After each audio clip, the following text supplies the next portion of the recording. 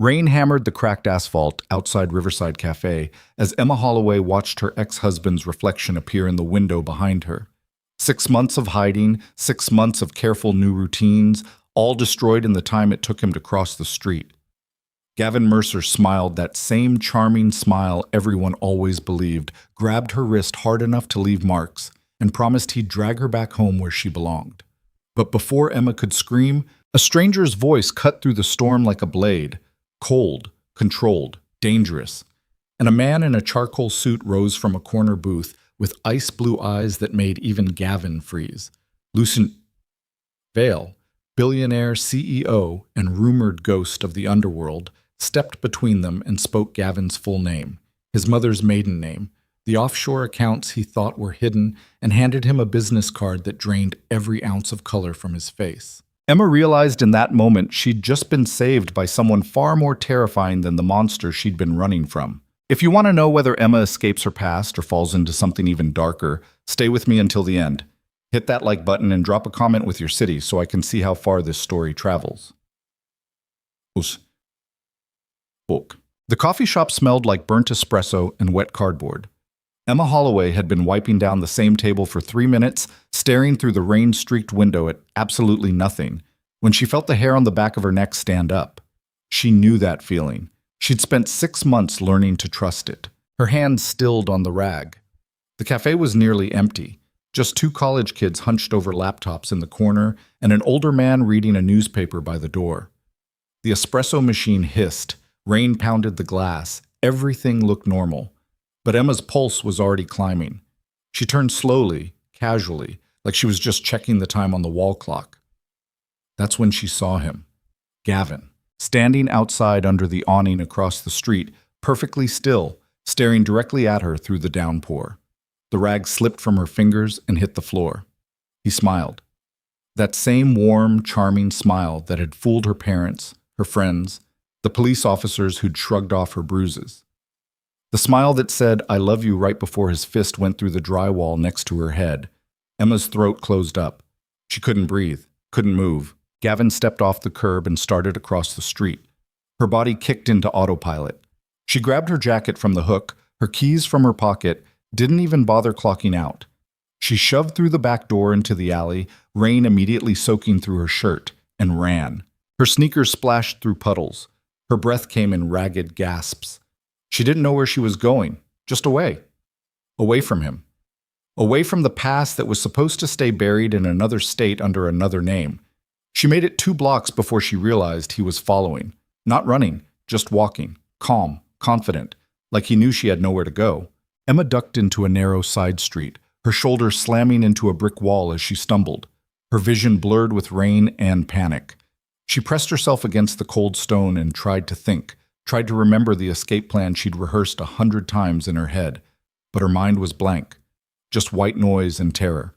Footsteps echoed behind her. "Emma." His voice was soft, almost kind. She squeezed her eyes shut. "I know you can hear me, sweetheart." Her stomach twisted. She pressed harder against the wall, like she could disappear into the brick if she just tried hard enough. "You really thought you could run from me?" Gavin's voice was closer now, just around the corner. "You really thought changing your name and moving to some nowhere town would be enough?" Emma's hand fumbled in her jacket pocket for her phone. Her fingers were shaking so hard she could barely grip it. "I've been watching you for 3 weeks, Gavin continued, his footsteps slow and deliberate. "I know you work at that shitty coffee shop. I know you live in that sad little apartment above the hardware store. I know you walk home alone every night at 9:30. The phone slipped from her hand and clattered to the wet pavement. "I know everything, Emma," she bolted. She didn't think, just ran, her legs pumping as hard as they could carry her. She burst out of the alley onto Main Street, nearly colliding with a woman walking a dog. The rain was coming down harder now, turning the sidewalk into a blur of gray. She didn't see Gavin's hand until it closed around her wrist like a vice. He yanked her backwards so hard she gasped. Her shoulder screamed in protest. She tried to pull away, but his grip only tightened, his fingers digging into the same spot he'd bruised 1,000 times before. "Let go of me. We're going home." His voice was calm, terrifyingly calm. "You've had your little adventure. It's over now. I'm not going anywhere with you."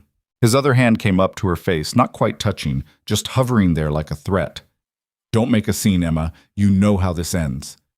She did know. She'd seen it end that way 20 times. Her fighting back.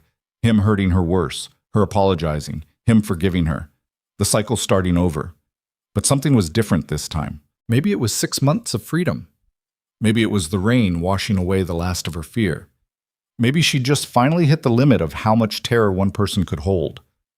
Emma looked him straight in the eye and said, "Go to hell." Gavin's expression didn't change, but his grip tightened until she felt bones grinding together. Wrong answer. Let her go. The voice came from behind them, low, controlled, and completely devoid of emotion. Both Emma and Gavin turned. A man stood about 10 feet away, half hidden under the awning of a closed bookstore. Tall, mid-30s, wearing an expensive charcoal suit that somehow looked perfectly pressed despite the rain. His dark hair was slicked back, his face was all sharp angles, and his eyes were the coldest shade of blue Emma had ever seen. He looked at Gavin the way someone might look at a cockroach. Gavin's hand loosened slightly on Emma's wrist. "This doesn't concern you." "I'm making it concern me." Gavin's jaw tightened.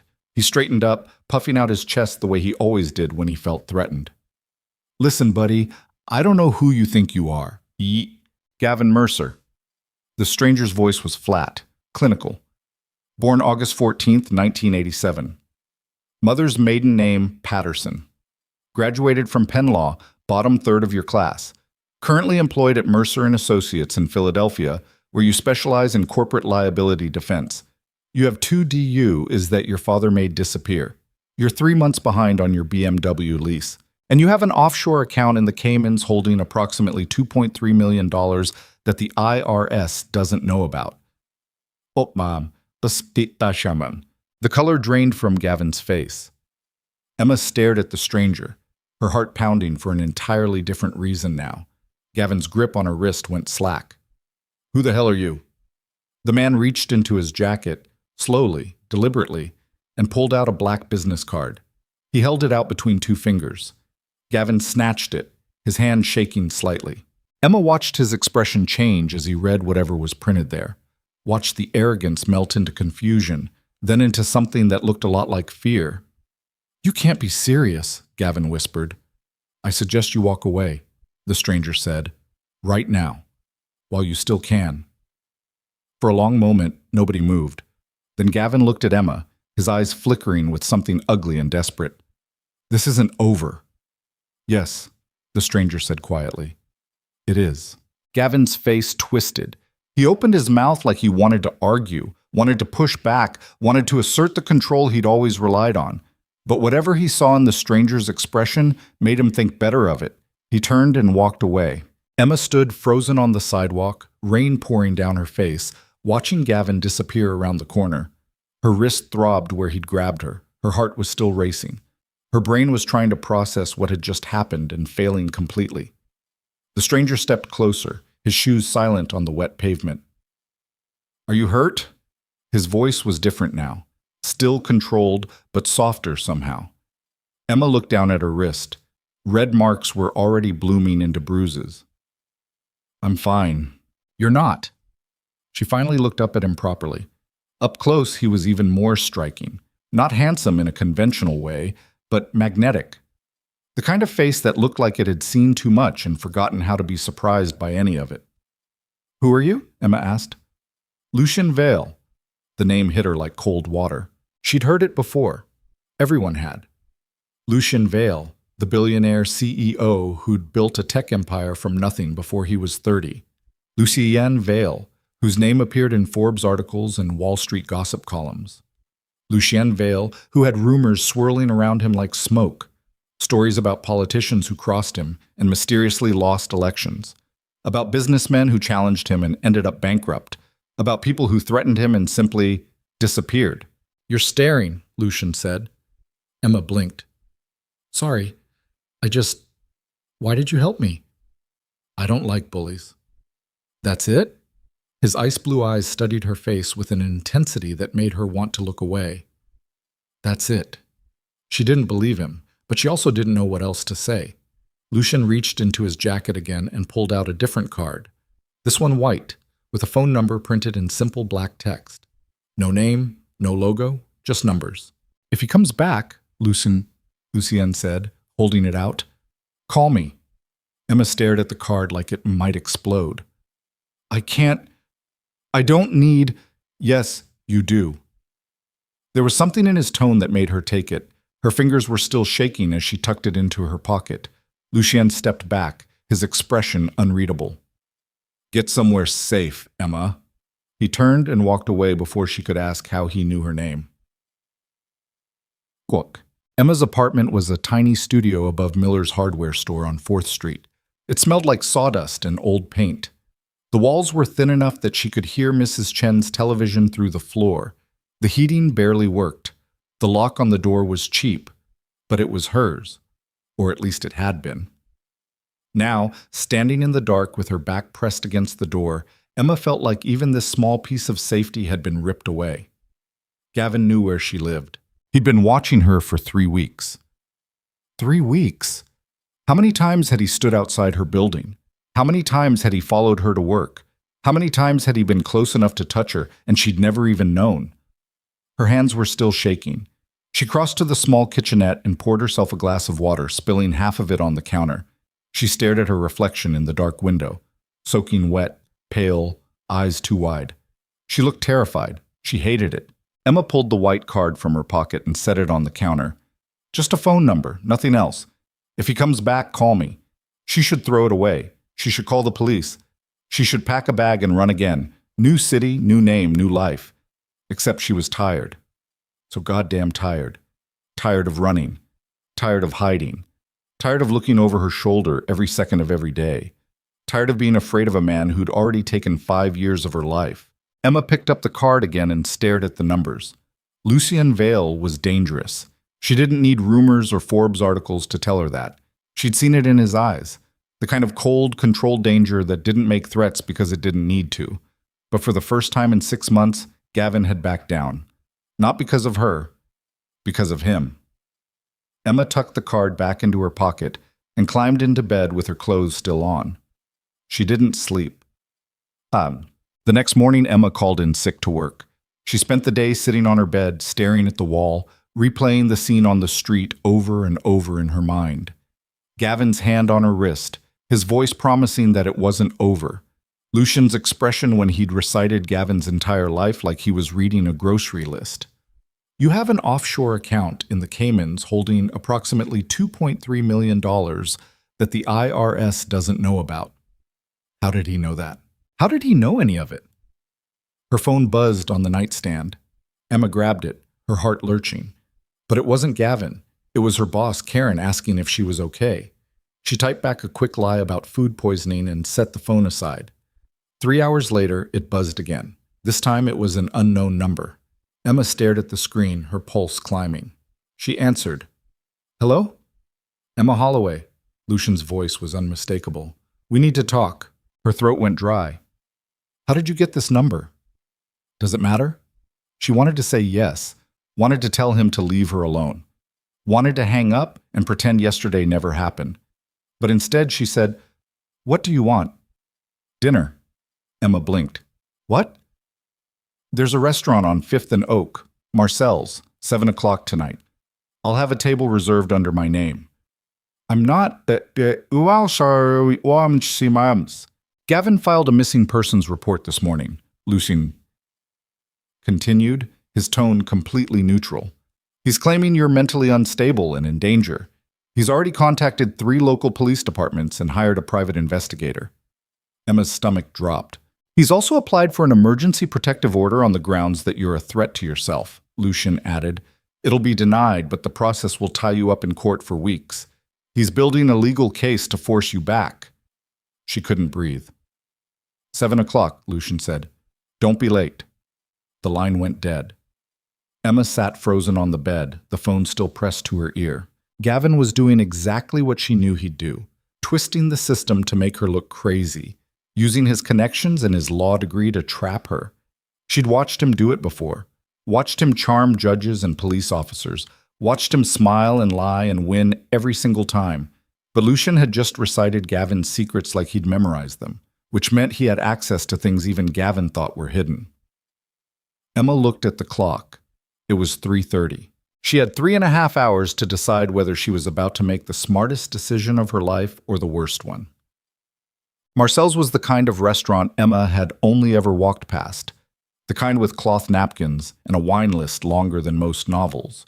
She stood outside at 6:58, wearing the only dress she owned that didn't have coffee stains on it, trying to convince herself to turn around. But Gavin's face kept flashing through her mind. This isn't over. She pushed through the door. The hostess looked up with a polite smile. Good evening. Do you have a reservation? Lucien Vale. The smile widened. Of course. Right this way. Emma followed her through the dimly lit restaurant, past tables filled with couples in expensive clothes and businessmen in tailored suits. Everyone looked like they belonged. She didn't. The hostess stopped at a corner booth near the back. Lucien was already there, wearing a black suit that probably cost more than Emma's car. He stood as she approached. Emma? Mr. Vale? Lucien.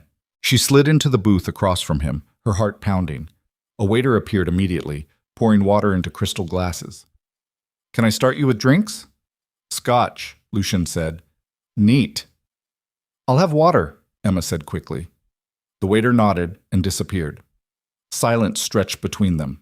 Lucien's ice-blue eyes studied her face the same way they had yesterday, intense, calculating, like he was reading something written in a language only he understood. You look nervous, he said finally. I am nervous. Why? Emma almost laughed. You scared my ex-husband into running away just by handing him a business card. You know everything about him, including financial crimes. And you somehow got my phone number even though I never gave it to you. Why wouldn't I be nervous? Fair point. The waiter returned with Lucien's scotch. Are you ready to order, or would you like a few minutes? We'll need a few minutes, Lucien said without looking at him. The waiter left. Lucien took a sip of his drink, his expression never changing. Gavin Mercer is a predator. He uses his education and his family's money to manipulate systems designed to protect people like you. He's done it before, and he'll keep doing it until someone stops him. Emma's hands clenched in her lap. And you're going to stop him? Yes. Why? I already told you. I don't like bullies.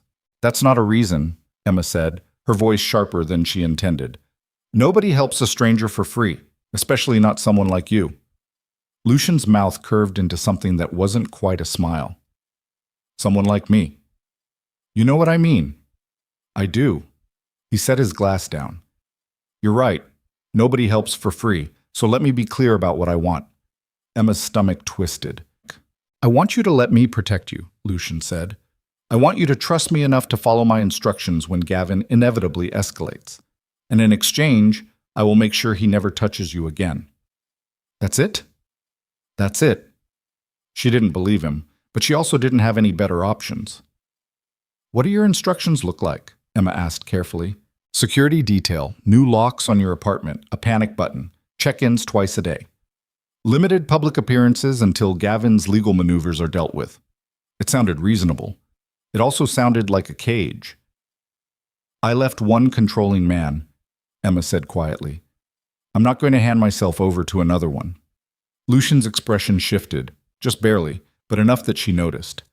You think I'm trying to control you, aren't you? No. His voice was colder now, flatter. I'm trying to keep you alive. The words hung in the air between them. Emma's pulse hammered in her throat. He's really that dangerous? He tracked you across state lines, created a false identity to avoid restraining orders, and filed legal paperwork designed to systematically trap you. Yes, Emma, he's that dangerous. She already knew that. She'd known it for years, but hearing someone else say it out loud made it real in a way it hadn't been before. Okay, Emma said. What do I need to do? Over the next 2 weeks, Emma's life transformed in ways she couldn't have predicted. Lucien was true to his word. Security appeared overnight. 2 men in dark suits stationed themselves outside her building. New locks were installed on her door. A small black device that looked like a car key fob was delivered with instructions to press the button if she felt unsafe. But Lucien didn't control her. He didn't tell her where she could go or who she could see. He didn't demand her time or her attention. He simply existed on the periphery of her life like a shadow she couldn't shake. And somehow, that made everything worse, because Emma started looking for him. She'd catch herself scanning coffee shops and grocery stores, wondering if he was there. She'd see a black car idling on the corner, and her heart would stutter. She'd lie awake at night thinking about ice blue eyes and the way his voice had gone cold when he'd said, "I'm trying to keep you alive." It was stupid, dangerous, exactly the kind of thinking that had gotten her trapped before. But Gavin hadn't come back. Not once. For the first time in 6 months, Emma felt like she could breathe. Then Lucien called again. "How are you holding up?" His voice was the same as always, controlled, precise, completely unreadable. "I'm fine." "You're lying." Emma closed her eyes. She was standing in her apartment, staring out the window at the street below. "What do you want, Lucien?" "Dinner. Tomorrow night. Same place." "Why?" "Because I want to see you." The honesty in his voice caught her off guard. She should say no. Should keep her distance. Should remember that men like Lucien Vale didn't do anything without a reason. "Okay," Emma said. The second dinner was different. Lucien was waiting in the same corner booth, but this time there was no talk of security details or legal threats. This time, he asked her about the coffee shop, about the books she liked to read, about whether she'd always wanted to live in Pennsylvania or if it was just a place to hide. Emma found herself answering, found herself asking questions in return, and slowly, carefully, she started to see the man beneath the reputation. Lucien wasn't warm, he wasn't gentle, but he listened in a way that made her feel like every word mattered.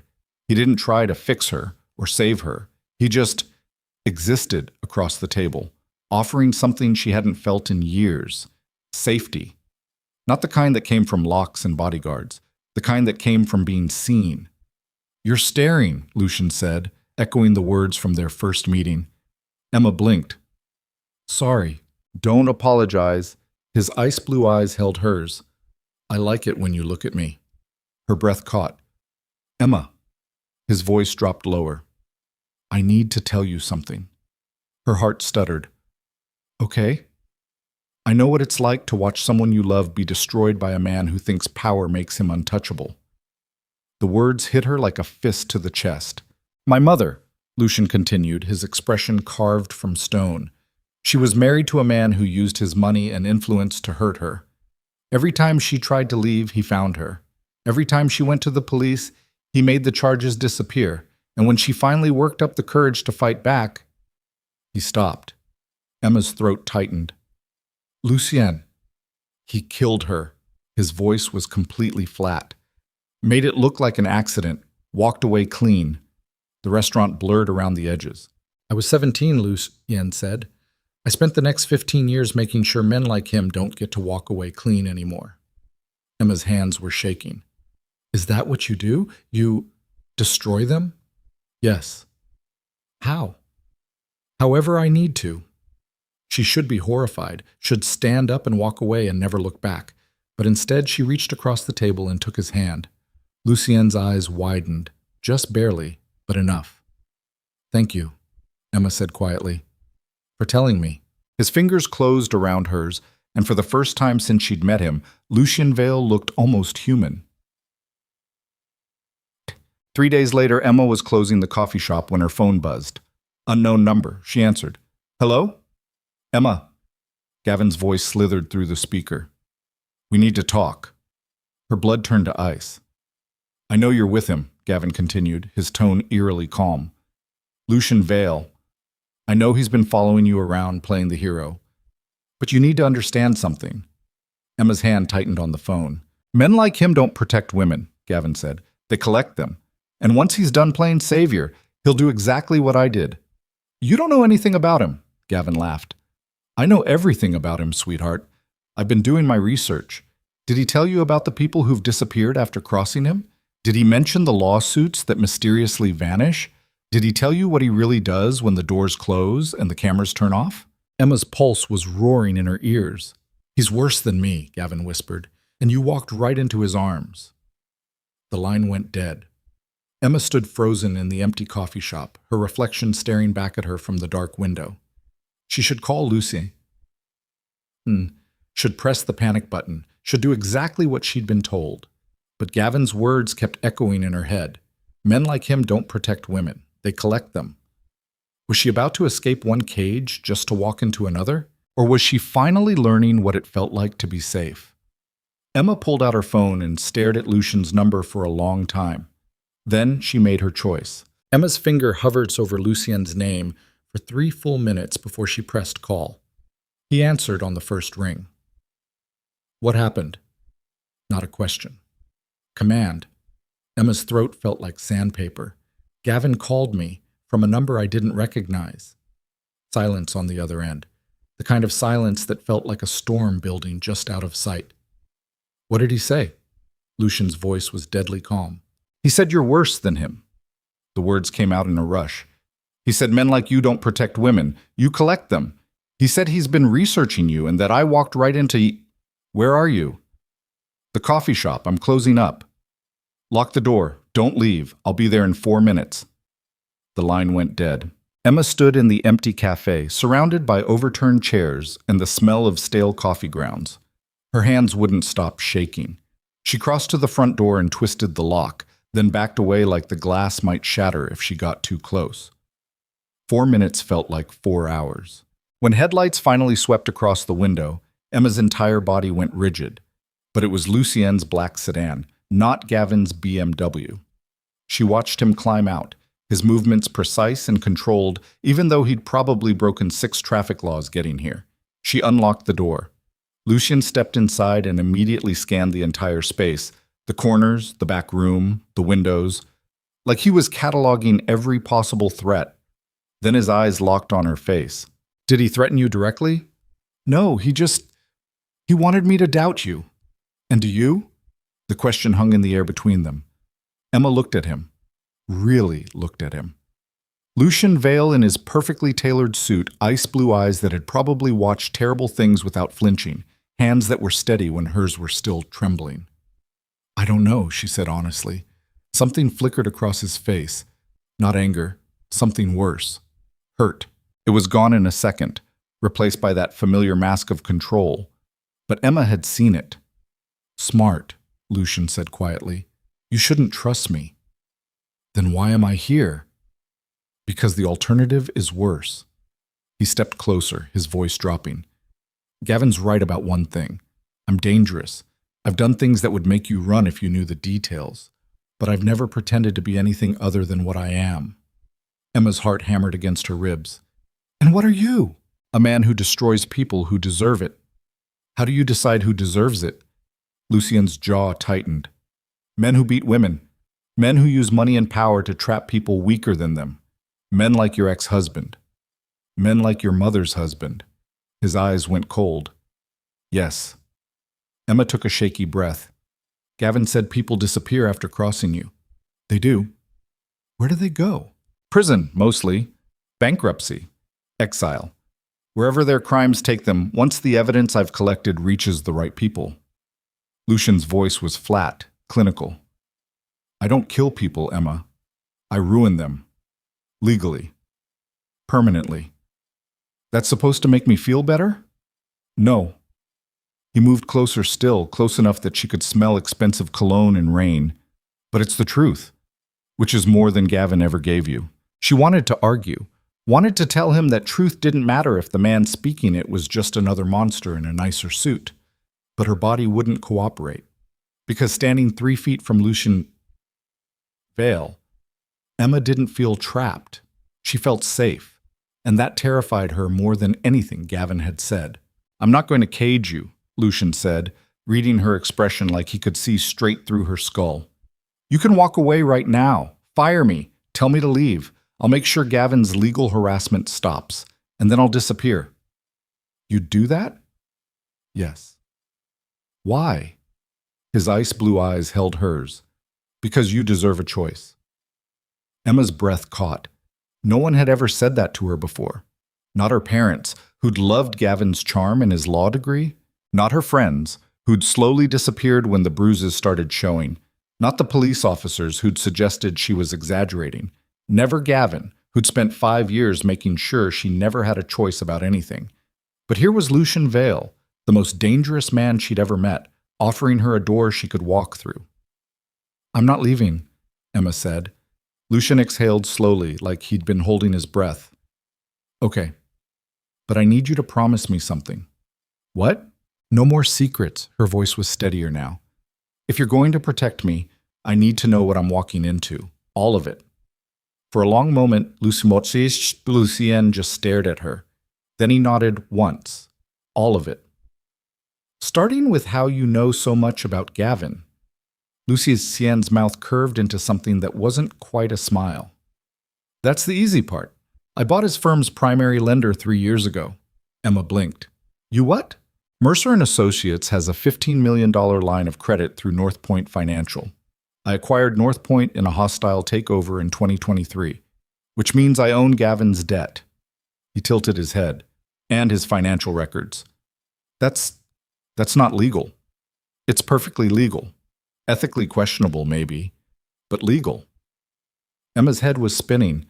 "Why would you buy a bank just to—" "I didn't buy it for Gavin. I bought it because North Point was financing shell companies for 3 different domestic abusers using legal loopholes to hide assets from their ex-wives." Lucian's voice went colder.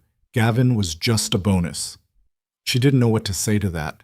The offshore accounts, the DUIs, the sealed court records from his college assault allegation. Lucian continued. "All of it was sitting in North Point's files waiting for someone to connect the dots. I just happened to be the one with access." "And you've been holding on to that information for 3 years?" "I've been holding on to information about hundreds of men like him." He met her eyes, waiting for the right moment to use it. Emma's stomach twisted. You're talking about blackmail." "I'm talking about leverage." "That's the same thing." "No." Lucian's voice was sharp now. "Blackmail is extortion for personal gain. What I do is collect insurance. And when men like Gavin step out of line, I make sure they face consequences the system was designed to protect them from." "You sound like a vigilante." "I'm a businessman with a very specific portfolio."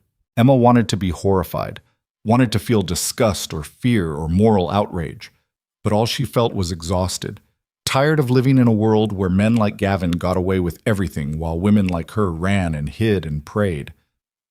"Show me," Emma said suddenly. Lucian frowned. "Show you what?" "The evidence. All of it.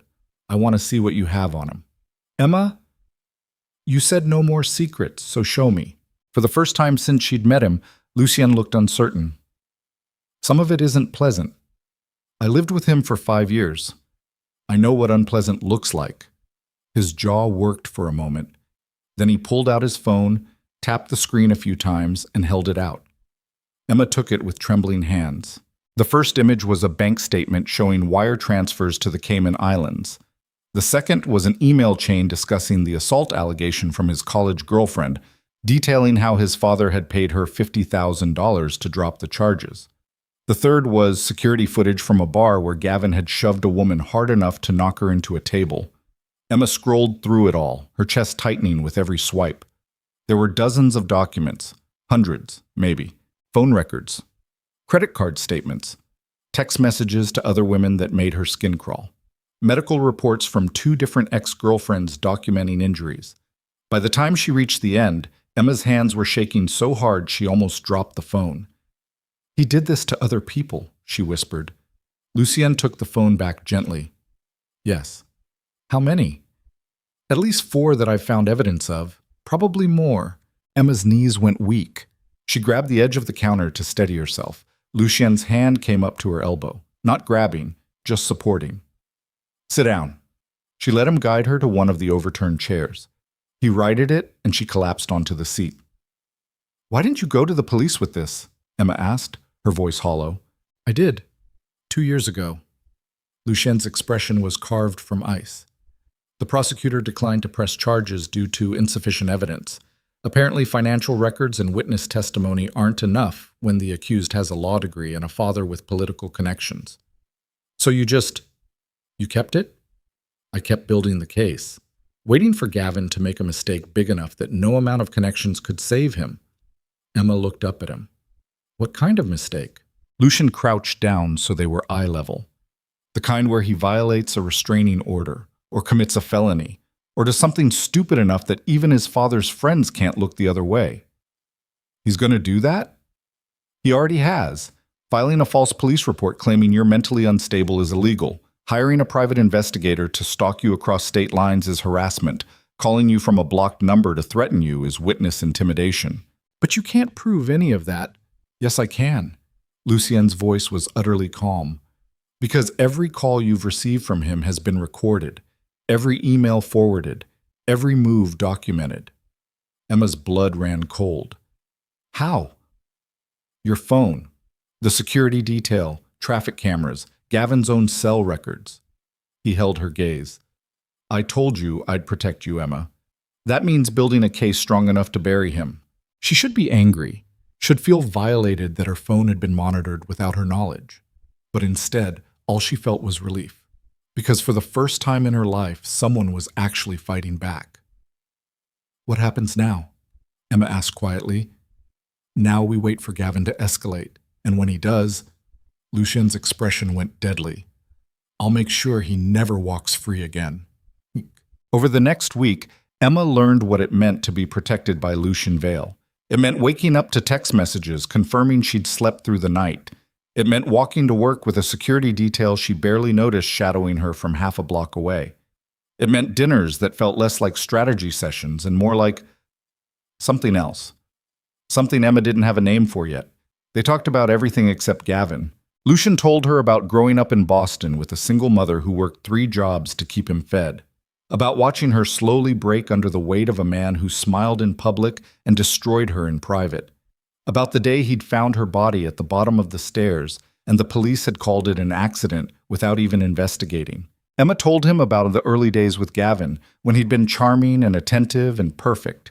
About the first time he'd grabbed her wrist hard enough to bruise and then cried and apologized until she believed it would never happen again. About the slow, suffocating realization that she'd married a monster wearing a human mask. And somewhere between the 3rd dinner and the 4th, Emma stopped thinking of Lucien as her protector. She started thinking of him as something more dangerous, someone she might actually care about. It was a mistake. She knew it was a mistake, but her heart didn't seem to care. They were walking through Riverside Park at midnight, Emma's favorite time when the world felt quiet and safe. When Lucien's phone buzzed, he glanced at the screen and his entire expression changed. What? Emma asked immediately. Gavin's lawyer just filed an emergency custody petition. Emma stopped walking. What are you talking about? We don't have kids. No, but the petition claims you're pregnant with his child and planning to flee the state. Lucian's voice was ice. It's completely fabricated, but it'll force you into court to deny it under oath, which means he'll know exactly where you are and when. The park spun around her. He's baiting me, Emma whispered. Yes. He wants me to show up so he can, what, grab me in the courthouse? Probably. Lucian's jaw was tight. Or he's hoping you'll skip the hearing, at which point he'll get a default judgment and a warrant for your arrest. Emma's chest felt like it was caving in. I can't win. Yes, you can. How? Lucien looked at her with those ice blue eyes that had started to feel less cold and more protective.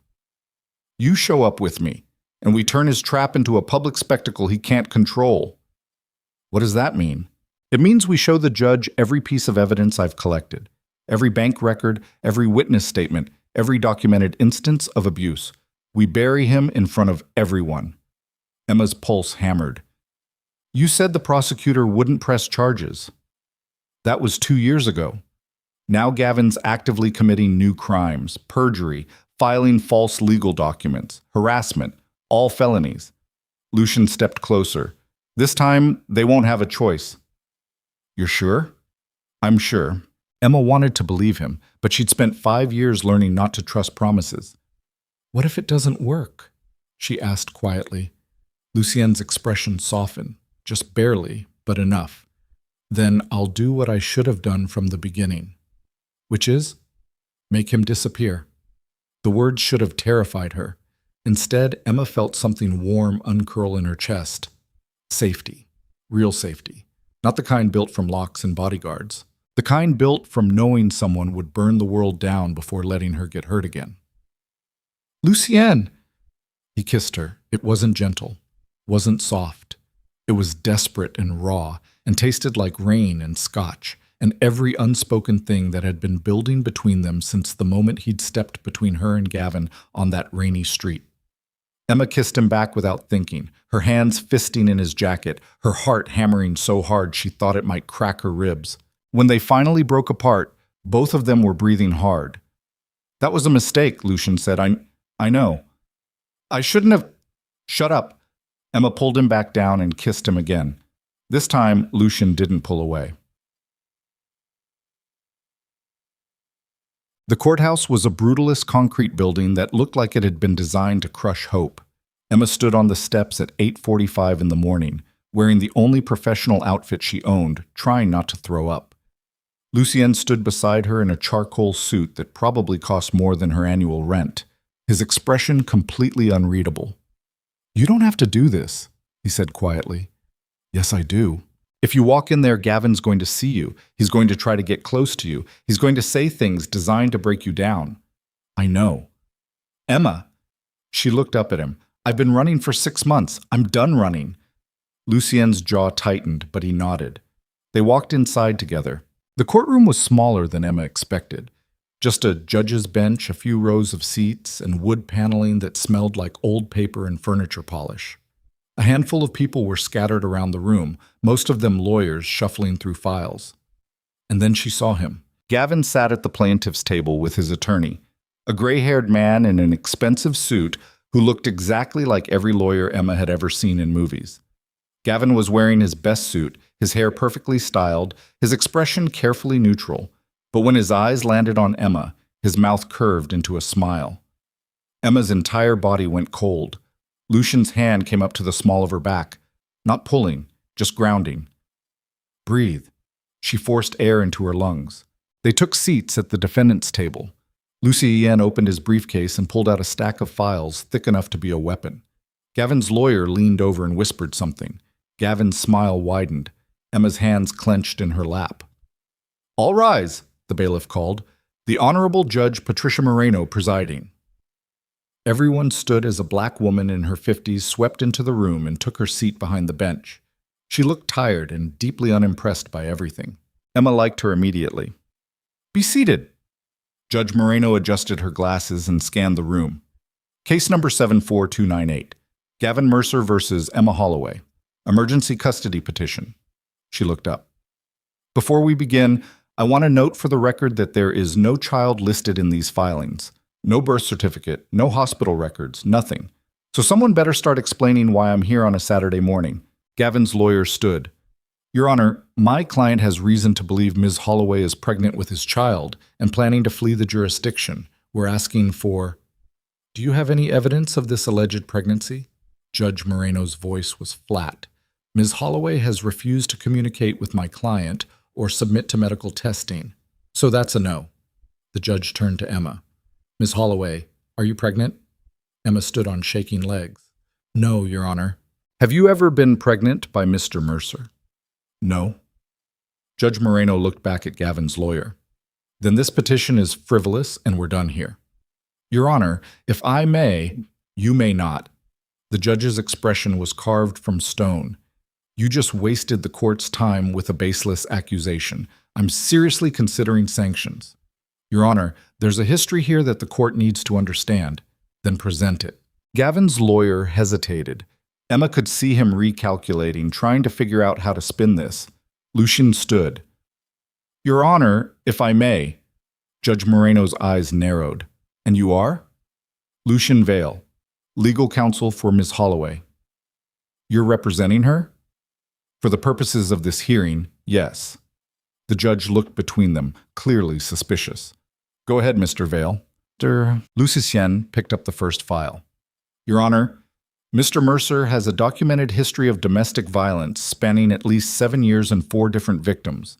I have medical records, witness statements, and police reports that were never properly investigated due to Mr. Mercer's family connections. Gavin's lawyer shot to his feet. Objection. This is completely irrelevant. It's directly relevant to understanding why Ms. Holloway has been avoiding contact with your client, Lucian said calmly. Mr. Mercer has been stalking her for 3 months. He hired a private investigator to track her across state lines. He filed a false missing persons report, and he submitted this fraudulent custody petition for the sole purpose of forcing her into a location where he could confront her. Judge Moreno's expression went from tired to furious. Is this true? Your Honor, my client has every right. I asked if it's true. Gavin's lawyer's mouth opened and closed. Lucian set the first file on the judge's bench. This is documentation of Mr. Mercer's financial crimes, including tax evasion and offshore accounts. This, he set down a second file, is evidence of his stalking behavior, including phone records and private investigator invoices. And this, a third file, is testimony from 3 previous romantic partners detailing patterns of abuse identical to what Ms. Holloway experienced. The courtroom was dead silent. Judge Moreno picked up the first file and started reading. Emma could see the exact moment the judge's expression shifted from skeptical to horrified. Mr. Mercer, Judge Moreno said slowly, still reading, did you file this petition knowing there was no pregnancy? Gavin stood, his charm slipping back into place like a mask. Your Honor, I had reasonable cause to believe. Answer the question. Did you know there was no pregnancy when you filed this petition? Gavin's jaw tightened. I suspected. Yes or no? The silence stretched. Yes, Gavin finally said. Judge Moreno closed the file.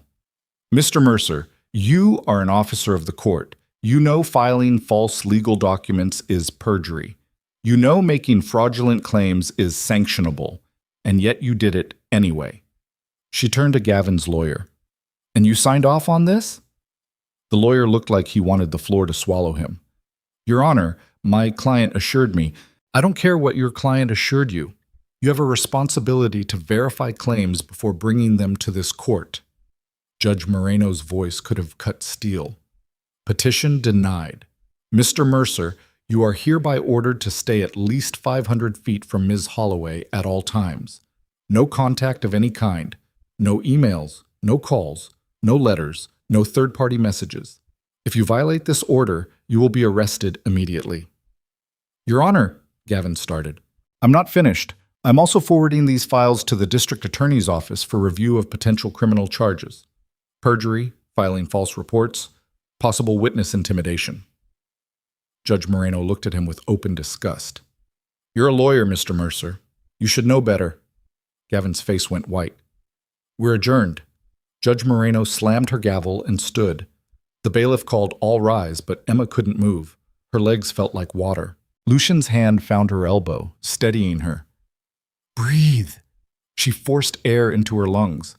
Across the courtroom, Gavin was staring at her with an expression she'd never seen before. Pure, undiluted hatred. His lawyer was gathering files, trying to get him moving, but Gavin wouldn't budge. He just kept staring at Emma like he could set her on fire with his eyes alone. Then he smiled. It was the same smile he'd worn that night in the park. The smile that said, this isn't over. Emma, Lucian said quietly, we need to go. She let him guide her out of the courtroom, down the hall, through the courthouse doors into bright morning sunlight that felt too cheerful for what had just happened. They made it halfway to the parking lot before Emma's knees gave out. Lucian caught her before she hit the pavement, his arms solid and steady around her waist. I've got you, he said. I've got you. Emma pressed her face against his chest and finally let herself cry. They drove to Lucien's house. Emma didn't protest. She was too tired to protest anything. The house was on the outskirts of town, a modern glass and steel structure that looked like something from an architecture magazine. Floor-to-ceiling windows overlooked acres of forest. Everything inside was clean lines and expensive furniture, and the kind of quiet that only came from real isolation. Emma stood in the living room, still shaking, while Lucien disappeared into the kitchen. He came back with 2 glasses of scotch. I don't drink, Emma said automatically. Today you do. She took the glass. The scotch burned going down, but it helped steady her nerves. They sat in silence for a long time. Finally, Emma said, He's not going to stop. I know. The restraining order won't matter. The judge's threats won't matter. He's going to keep coming. Lucian's ice blue eyes were steady on hers. Let him. What? Let him break the restraining order. Let him make contact. Let him threaten you or follow you or do anything that gives me legal grounds to destroy him completely. His voice was utterly calm. We just handed the DA a roadmap for prosecution. Now we wait for Gavin to hand them the reason. Emma's hands tightened around the glass. What if he doesn't make a mistake? What if he hurts me first? He won't get the chance. You can't know that. Yes, Lucienne said quietly. I can. The certainty in his voice should have been comforting. Instead, it made Emma's stomach twist, because she was starting to understand what Lucien really meant when he talked about making people disappear.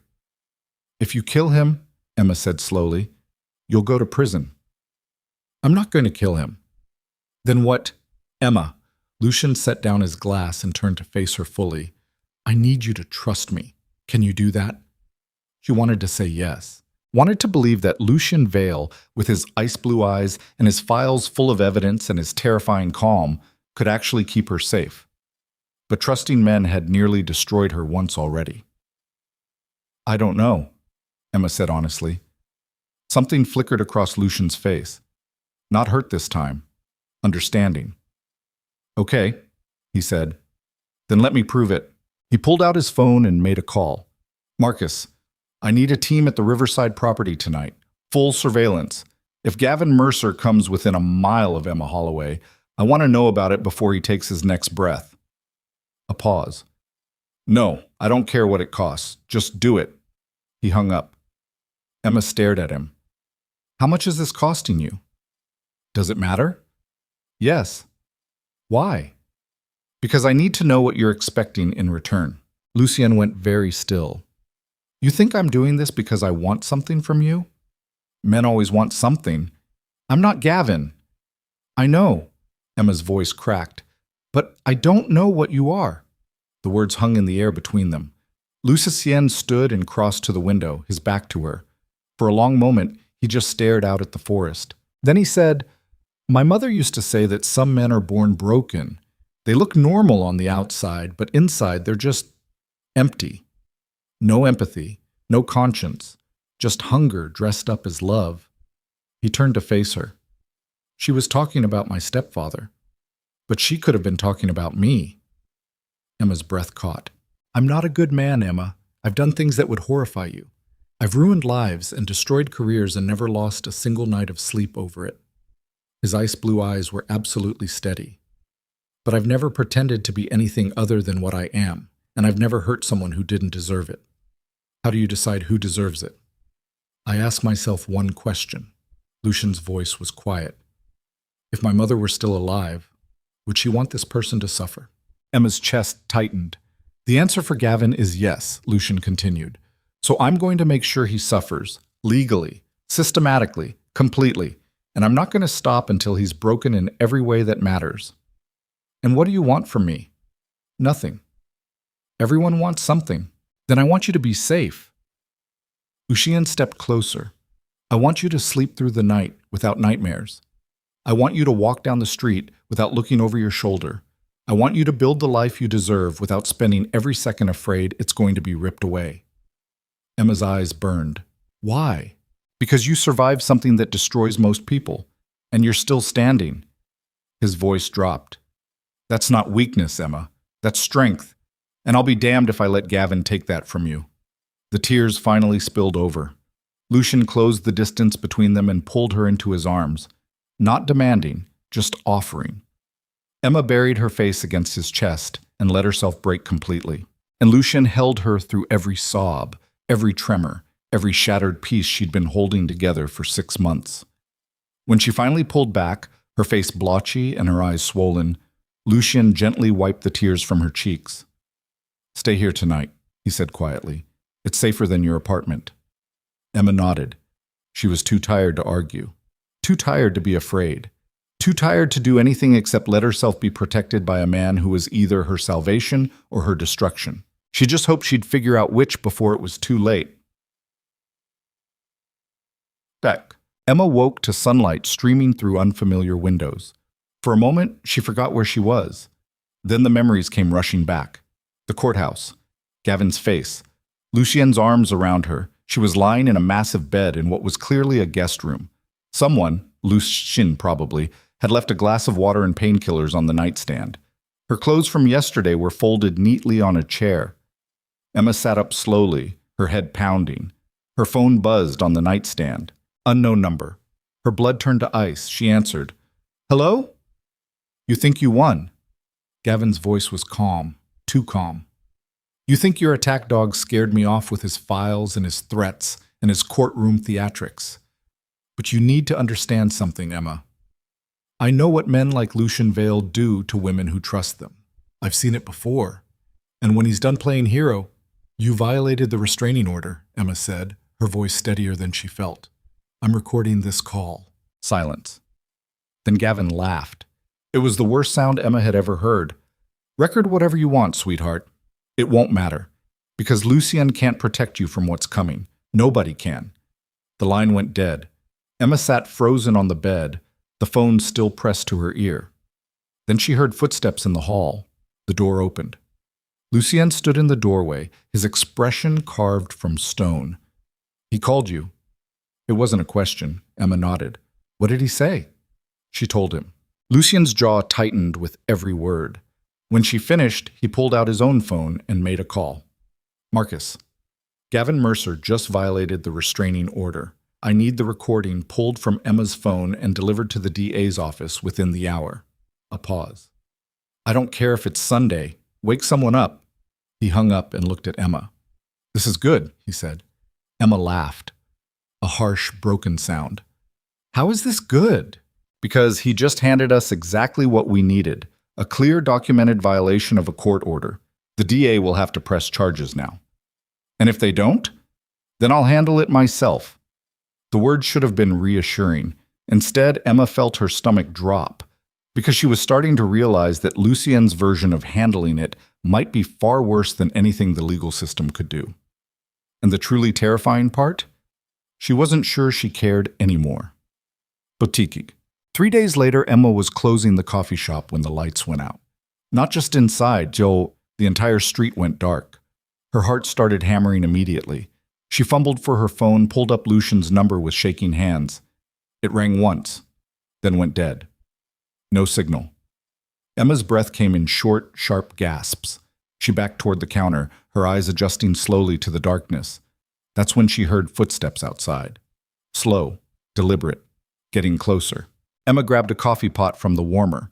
It was ceramic, heavy enough to do damage, and pressed herself against the wall beside the door. The footsteps stopped right outside. The handle turned. The door opened. A figure stepped inside, backlit by moonlight. Emma raised the coffee pot. Emma! The voice was familiar. It's me. Not Gavin. Not Lucien. One of Lucien's security detail. Marcus, the man with the scar through his eyebrow who never smiled. Emma lowered the coffee pot with shaking hands. What happened? Power surge took out the entire grid. Happened simultaneously across 6 blocks. Marcus's voice was flat, professional. It's not an accident. Emma's blood ran cold. Where's Lucien? En route. He sent me to get you. Get me where? Somewhere safe. Emma wanted to argue, wanted to demand answers, wanted to know what the hell was happening, but the look on Marcus's face told her everything she needed to know. Gavin was escalating, and this time he wasn't playing games. Okay, Emma whispered. Let's go. Marcus led her out through the back alley to a black SUV with tinted windows. He opened the door, and Emma climbed inside. The door locked behind her. The car started moving. Emma looked around, her pulse climbing. Where's Lucien? Handling the situation, Marcus said from the driver's seat. What situation? No answer. Emma's chest tightened. Marcus, what's going on? The driver glanced at her in the rearview mirror, and Emma realized with ice-cold clarity that she'd just made a terrible mistake, because the man driving wasn't Marcus. She'd never seen him before in her life. Who are you? Emma's voice came out thin, terrified. The man smiled. A friend of Gavin's. Emma lunged for the door handle. It wouldn't open. She pounded on the window, screaming, but the glass was too thick and the street was empty. The car picked up speed, leaving the coffee shop behind, and Emma realized that Gavin had finally outmaneuvered them all. Emma's fists hammered against the window until her knuckles split and bled. The driver didn't even flinch. He just kept his eyes on the road, taking turn after turn through darkened streets that all looked the same. Her phone was dead. The door wouldn't open. The glass wouldn't break. She was trapped. Again. The word echoed in her skull like a death sentence. After everything. After Lucien. After the courthouse. After finally believing she might actually escape, she was right back where she started. Helpless. Powerless. At the mercy of a man who wanted to hurt her. Emma forced herself to breathe. Forced herself to think. The driver was taking her somewhere specific. Somewhere Gavin had planned. Which meant Gavin was waiting. Which meant she needed to be ready. She looked around the SUV, searching for anything she could use as a weapon. But the interior was stripped clean. No loose objects, no tools, nothing. Just leather seats and tinted windows and the sound of her own ragged breathing. The car turned onto an industrial road. Warehouses loomed on either side, their windows dark and broken. This was the part of town where nobody asked questions, where screams went unanswered. Emma's stomach twisted. The SUV pulled up in front of a massive brick building with rusted metal doors. The driver killed the engine and climbed out without a word. Emma's door opened. Cold night air hit her face. "Out!" the driver said. She didn't move. He grabbed her arm and yanked her from the vehicle hard enough that she stumbled. Her knees hit concrete. Pain shot up her legs. "Walk." Emma stood on shaking legs. Her mind was racing, cataloging escape routes.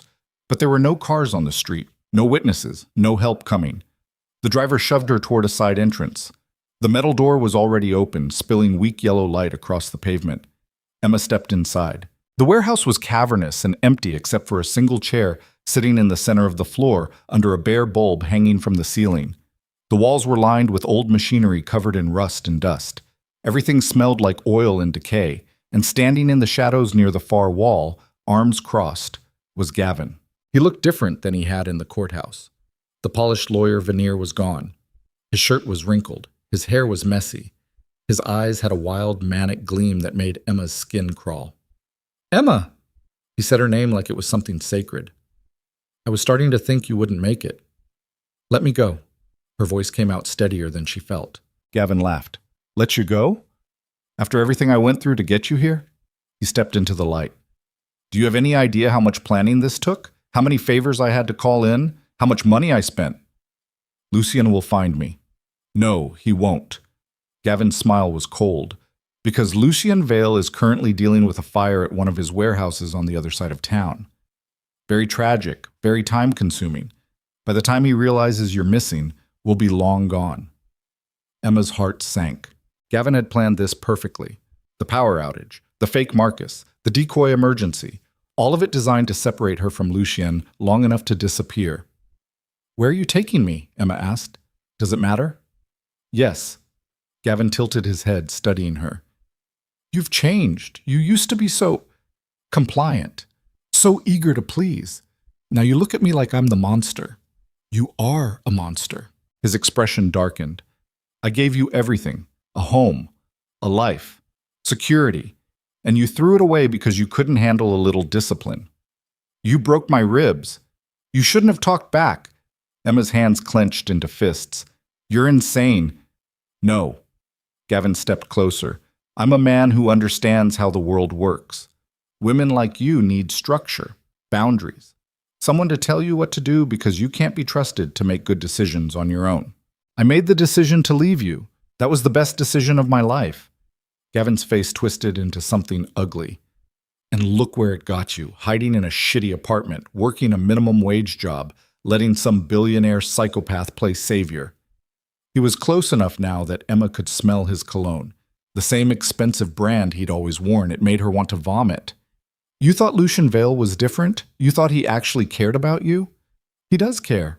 He collects broken things, Emma. Damaged women who are grateful for scraps of attention. You're not special to him. You're just another project." The words hit harder than Emma wanted to admit. Because hadn't she wondered the same thing? Hadn't she lain awake at night questioning why someone like Lucien would care about someone like her? But then she remembered the way Lucien had held her while she cried, the way he'd looked at her in the courthouse, the way his voice had gone soft when he'd promised to keep her safe. "You're wrong," Emma said. Gavin's hand shot out and grabbed her jaw, forcing her to look at him. His fingers dug into her skin hard enough to bruise. "I'm never wrong about men like him. I know what they do to women who trust them.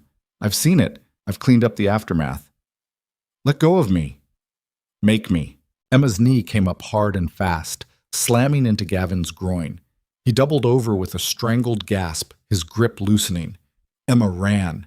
She made it 10 feet before the driver grabbed her from behind, his arm wrapping around her throat. Emma clawed at his forearm, gasping for air, but his grip was iron. "Bring her back," Gavin wheezed. The driver dragged Emma back to the center of the warehouse and shoved her into the chair. Her head cracked against the metal backrest. Stars exploded across her vision. When her eyes focused again, Gavin was standing over her, his face flushed with rage. "You stupid bitch!" His hand came down hard across her face. Emma's head snapped to the side. Blood filled her mouth. Her cheek throbbed. "You really thought you could fight me?" Gavin's voice was shaking. "You really thought running away and changing your name and playing house with Lucien Vale would be enough?" Emma spit blood on the floor. He's going to kill you." "No, he's not. Because by the time he finds you, you'll be mine again, and you'll tell him to stay away. You'll tell him it was all a mistake, that you never wanted his help." "I'll never do that." Gavin crouched down so they were eye level. "You will. Because if you don't, I'll make sure everyone you've ever cared about suffers. Your parents, your old co-workers, that barista from the coffee shop who thinks you're friends." His smile was poison. "I've spent 6 months documenting your entire life, Emma. Every connection, every relationship, every person who might miss you if you disappeared. And if you don't cooperate, I'll destroy them one by one." Emma's blood ran cold. "Now!" Gavin stood and pulled out his phone. "You're going to call Lucien Vale, and you're going to tell him you left voluntarily, that you realized he was just another controlling man and you want nothing to do with him." "No." Gavin's hand cracked across her face again, harder this time. "Wrong answer." Emma's vision blurred. Her ears rang. Blood dripped from her split lip onto her lap. "Call him," Gavin said, "or I start with your parents." Emma's hands were shaking so hard she could barely hold the phone Gavin shoved at her. She stared at the screen. Lucien's number was already pulled up. All she had to do was press call and lie and destroy the one person who'd ever actually tried to help her. Emma's thumb hovered over the screen. Then she heard it, a sound like thunder rolling through the building. Gavin heard it too. He spun toward the entrance, his expression shifting from triumph to confusion. The metal doors exploded inward, not slowly, not carefully. They blew off their hinges with enough force to send shrapnel flying across the warehouse floor, and through the smoke and dust stepped Lucien Vale. He looked like death itself. His suit was torn. His face was streaked with ash. His ice-blue eyes were empty of everything except cold, calculated rage. Behind him came 6 men in tactical gear, all armed, all moving with military precision. Gavin's driver pulled a gun from his jacket. He didn't get a chance to raise it. One of Lucien's men put a bullet through his shoulder before he could blink. The driver screamed and dropped to his knees, clutching the wound. Gavin grabbed Emma by the hair and yanked her up from the chair, his other hand fumbling in his pocket. "Don't come any closer." Lucien stopped 10 feet away. His eyes found Emma's face, scanned the blood, the bruises, the terror. Something shifted in his expression. The last trace of humanity vanished. "Let her go." Lucien's voice was barely above a whisper. Somehow, that made it more terrifying than if he'd been shouting. "Or what?" Gavin's hand was shaking. "You'll shoot me? In front of all your witnesses? You'll go to prison." "I don't care." The words were so simple, so honest, and Emma believed them completely. "Lucien," Gavin's voice cracked, "we can work this out. I'll leave. I'll never contact her again. Just let me walk out of here." Lucien tilted his head slightly. "You hit her." "She tried to—" "You hit her." Gavin's grip on Emma's hair tightened. "I'm warning you." "No!" Lucien took a step forward. "I'm warning you. If you don't let her go in the next 3 seconds, what happens next will make prison look like mercy. You can't touch me. I'm 1. Lucien, be reasonable. 2. Emma felt Gavin's hand start to shake violently. He was realizing, too late, that he'd miscalculated. Lucien Vale wasn't here to negotiate. He was here to end this. 3. Gavin shoved Emma forward and bolted toward a side exit. He made it 5 steps. One of Lucien's men appeared in the doorway, blocking his path. Gavin skidded to a stop, spun around, and found himself surrounded. No, Gavin whispered. No, no, no. 2 men grabbed him by the arms and forced him to his knees. Lucien crossed the warehouse floor without looking at him. He went straight to Emma, his hands coming up to her face with a gentleness that completely contradicted the violence of the previous 60 seconds. Are you hurt? His voice was different now, softer, almost fragile. Emma's throat closed up. She couldn't speak, could only nod. Lucien's jaw tightened. His thumb brushed carefully over her split lip. I'm sorry, I should have seen this coming. It's not your fault. Yes, it is. His ice blue eyes were burning. I promised to keep you safe, and I let him get to you. Lucien. Emma's hands came up to grip his wrists. I'm okay. No, you're not. He was right. She wasn't okay. But she was alive. And Gavin was on his knees, surrounded by armed men, finally as powerless as he'd always made her feel. Emma looked over Lucien's shoulder at her ex-husband. Gavin was staring at them both with pure hatred etched across his face. What happens now? Emma asked quietly. Lucien's expression went cold again. He turned to face Gavin. Now I keep my promise. What promise? Gavin spat. That if you ever touched her again, there would be consequences worse than prison. Lucien pulled out his phone and held it up. On the screen was a video feed, security footage from the warehouse showing Gavin slapping Emma across the face. This footage has already been uploaded to 3 different servers. Copies have been sent to the district attorney, the State Bar Association, and every major news outlet in Pennsylvania. By tomorrow morning, your face will be on every television screen in the state. Gavin's face went white. Your law license will be revoked within 72 hours. Lucien continued, his voice clinical. The IRS has already been notified of your offshore accounts. The kidnapping charges will be filed Monday morning, and every woman you've ever hurt has been contacted by my legal team and offered pro bono representation if they want to press charges. You can't do this. I already did. I'll fight it. I'll appeal. I have connections. But your connections are gone. Lucien's smile was razor sharp. Your father's law firm just issued a press release disowning you. Your partners at Mercer and Associates voted to remove your name from the building. Your bank accounts have been frozen pending federal investigation. You have nothing left, Gavin. No money, no reputation, no future. Emma watched the realization hit him, watched Gavin's face crumble as he understood that everything he'd built his identity on was gone.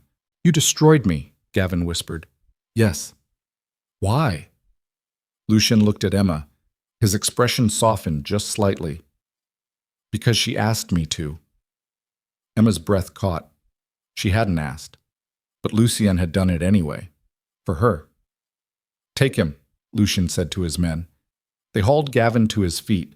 He was screaming now, cursing, threatening lawsuits and revenge, and every empty promise desperate men made when they realized they'd lost. But nobody was listening. The men dragged him out through the shattered entrance, and then he was gone. And Emma was left standing in the center of a ruined warehouse with a man who just casually destroyed another human being like it was nothing. She should be horrified, should be afraid, should be questioning everything. But all she felt was exhausted. Emma, Lucien's voice pulled her back. We need to get you to a hospital. I'm fine. You're bleeding. She looked down at herself. Blood had soaked through her shirt. Her hands were shaking. Her face throbbed. Okay, Emma said quietly. Hospital. Lucien's arm came around her waist, supporting her weight. I've got you. Emma let him guide her toward the exit, but before they reached the door, she stopped. Lucien. He turned to look at her. Thank you. Something flickered in his ice blue eyes. You don't have to thank me. Yes, I do. Emma, You saved my life. I almost got you killed. Emma reached up and touched his face. Her fingers came away streaked with ash and sweat. No. Gavin almost got me killed. You kept me alive. Lucian's hand covered hers. This isn't over. The trial will take months. The media coverage will be brutal. Gavin's lawyers will drag you through every humiliating detail trying to discredit you. I know. It's going to get worse before it gets better. Emma looked at him. Really looked at him. At the man who'd walked into her life like a hurricane and torn apart everything that was hurting her. At the man who'd stood between her and a monster without flinching. At the man who'd just proven he'd burn the world down to keep her safe. Then I'm glad I won't be doing it alone, Emma said. Lucian pulled her close, his arms wrapping around her like armor. You're never doing anything alone again. Emma pressed her face against his chest and let herself believe him. The hospital was bright and sterile and too loud. Emma sat on an examination table while a doctor cleaned the cut on her lip and checked her for broken bones. Everything hurt, but nothing was fractured, just bruises, just trauma, just another chapter in a story that refused to end. Lucian stood by the door the entire time, refusing to leave even when the doctor suggested he wait outside. His suit was still torn, his face was still streaked with ash. He looked like he'd walked through hell. Maybe he had. When the doctor finally left them alone, Emma said, You don't have to stay. Yes, I do. Lucian, I'm not leaving you. His voice was firm, final. Not tonight, not tomorrow, not until you tell me to go. Emma's eyes burned. What if I never tell you to go? Lucienne crossed the room and took her hands in his. Then I'll stay forever. The words should have terrified her, should have felt like another cage closing around her, but they didn't. They felt like safety. I need to tell you something, Emma said quietly. Okay. I think I'm falling in love with you. Lucienne went very still. Emma, I know it's stupid. I know it's too fast. I know I probably have Stockholm Syndrome or some kind of trauma bond or... He kissed her. It wasn't gentle. It was desperate and raw and tasted like smoke and blood and everything they'd been through together. When they finally broke apart, both of them were breathing hard. I love you, Lucian said. I've loved you since the moment you told Gavin you'd rather die than belong to him. Because that's when I realized you weren't broken. You were just waiting for a reason to fight back. Emma's tears finally spilled over. I don't know how to do this. I don't know how to be with someone without being afraid. Then we'll figure it out together. What if I can't? What if I'm too damaged? Lucian's hands came up to frame her face. You're not damaged. You're surviving. And that's the bravest thing I've ever seen. Emma closed her eyes and let herself lean into his touch. For the first time in years, she didn't feel like she was drowning. She felt like she might actually be learning how to swim. 3 days later, Emma woke up in Lucian's house to the sound of rain pounding against the windows. She'd been staying there since the hospital. Lucian had offered to take her back to her apartment, but she couldn't face it yet. Couldn't face the place where Gavin had found her, where he'd called her, where everything had started falling apart. So she'd stayed in Lucian's guest room, sleeping in borrowed clothes, trying to remember what normal felt like. Her phone buzzed on the nightstand. Emma grabbed it, her heart lurching. But it wasn't Gavin. It was a news alert. Prominent lawyer arrested on kidnapping and assault charges. Emma clicked the link with shaking hands. The article was brutal. It detailed Gavin's arrest, the evidence against him, the testimony from previous victims who'd finally come forward. His face was plastered across the screen. Not the charming lawyer everyone knew, but a man in handcuffs looking small and defeated. Emma stared at the photo for a long time. She'd spent 5 years being terrified of this man, and now he looked like nothing. A knock on the door pulled her attention. Come in, Emma called. Lucian entered carrying a cup of coffee. He was wearing dark jeans and a black sweater instead of his usual suit. It made him look younger, more human. You saw the news, he said. Yes. How do you feel? Emma set down her phone. I don't know. I thought I'd feel relieved, happy, something, but I just feel empty. Lucian sat on the edge of the bed. That's normal. How would you know? Because I felt the same way when my stepfather died. His ice blue eyes were steady on hers. You spend so long being afraid of someone that when they're finally gone, you don't know what to do with the space they left behind. Emma's throat tightened. What did you do? I learned how to fill it with better things. Like what? Like this. He gestured between them. Like people who actually deserve to be in your life. Like building something that matters instead of just surviving. Emma looked at him. Is that what you think I'm doing? Just surviving? I think you've been surviving for a long time, and now you get to figure out what living looks like. The words hit her harder than she expected, because he was right. She'd spent so long running, hiding, barely breathing, that she'd forgotten what it felt like to actually want something. I want to go back to my apartment, Emma said suddenly. Lucian frowned. Are you sure? No, but I need to see it. I need to prove to myself that I'm not afraid anymore. Okay. He stood. I'll drive you. Lucien, I'm not letting you go alone, Emma. Not yet. She wanted to argue, wanted to prove she could do this by herself. But the truth was, she didn't want to be alone. Not anymore. Cut.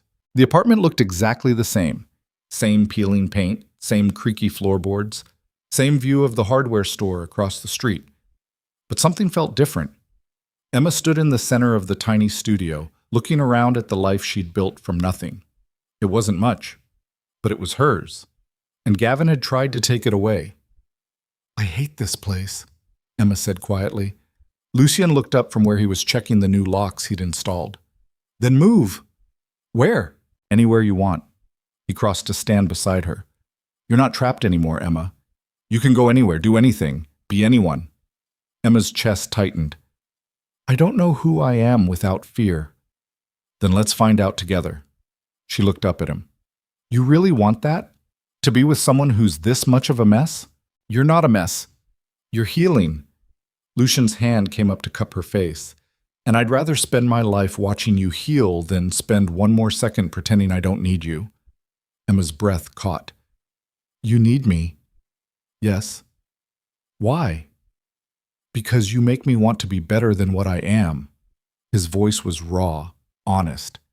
You make me believe that maybe I'm not just the sum of all the terrible things I've done. That maybe I can be something more. Tears burned Emma's eyes. Lucien, I love you, he said. And I know it's too soon. I know you're still healing. I know I'm probably the worst possible person for you to be with, but I love you anyway. Emma's hands fisted in his sweater. Say it again. I love you. Again. I love you, Emma Holloway. She kissed him, and this time it didn't taste like desperation or fear or trauma. It tasted like hope. That night, Emma packed a bag. Not to run, not to hide, just to move forward. She was standing in the bathroom, throwing toiletries into a duffel, when her phone rang. Unknown number. Her blood turned to ice. She answered. Hello? Ms. Holloway? An unfamiliar woman's voice. This is Detective Sarah Chen with the Pennsylvania State Police. I'm calling regarding Gavin Mercer's case. Emma's grip tightened on the phone. What about it? Mr. Mercer posted bail 3 hours ago. The world tilted. What? Emma's voice came out strangled.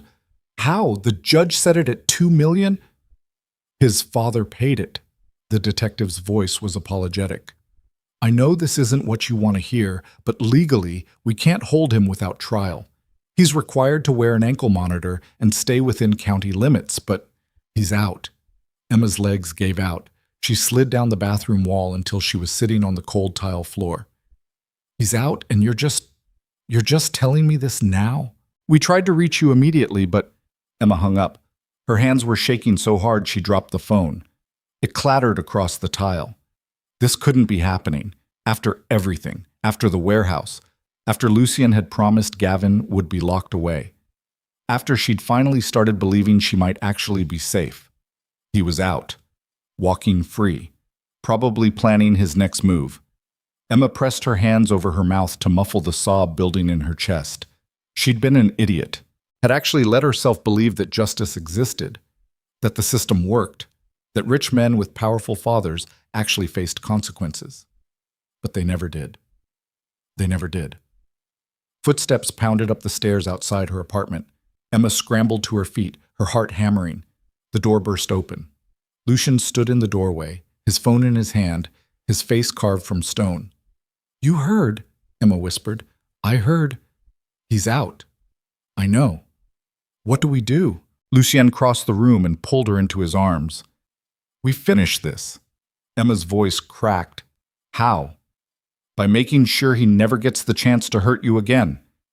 The way he said it made Emma's blood run cold, because Lucien wasn't talking about lawsuits or evidence or playing by the rules anymore.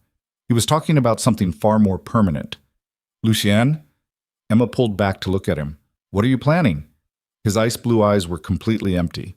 "Whatever it takes." "That's not an answer. It's the only answer I have." Emma's hands gripped his shirt. "Promise me you won't do anything that'll land you in prison. Promise me." Lucien was quiet for a long moment. Then he said, "I promise I'll keep you safe." It wasn't the promise she'd asked for, and they both knew it. Emma couldn't sleep. She lay in Lucien's guest bed staring at the ceiling, listening to the house settle around her. Every creak sounded like footsteps. Every shadow looked like Gavin's silhouette. Her mind kept replaying the detective's words on an endless loop. "He's out. He's out. He's out." At 3 in the morning, she gave up trying. Emma pulled on a sweatshirt and padded downstairs. The house was dark except for a sliver of light coming from under Lucien's office door. She knocked softly. "Come in." Lucien sat behind his desk, still wearing the same clothes from earlier. His laptop was open, casting blue light across his face. Papers were spread across every surface. His jaw was tight. His eyes were bloodshot. "You're still awake," Emma said. "So are you." She crossed the room and looked at the papers. They were surveillance reports.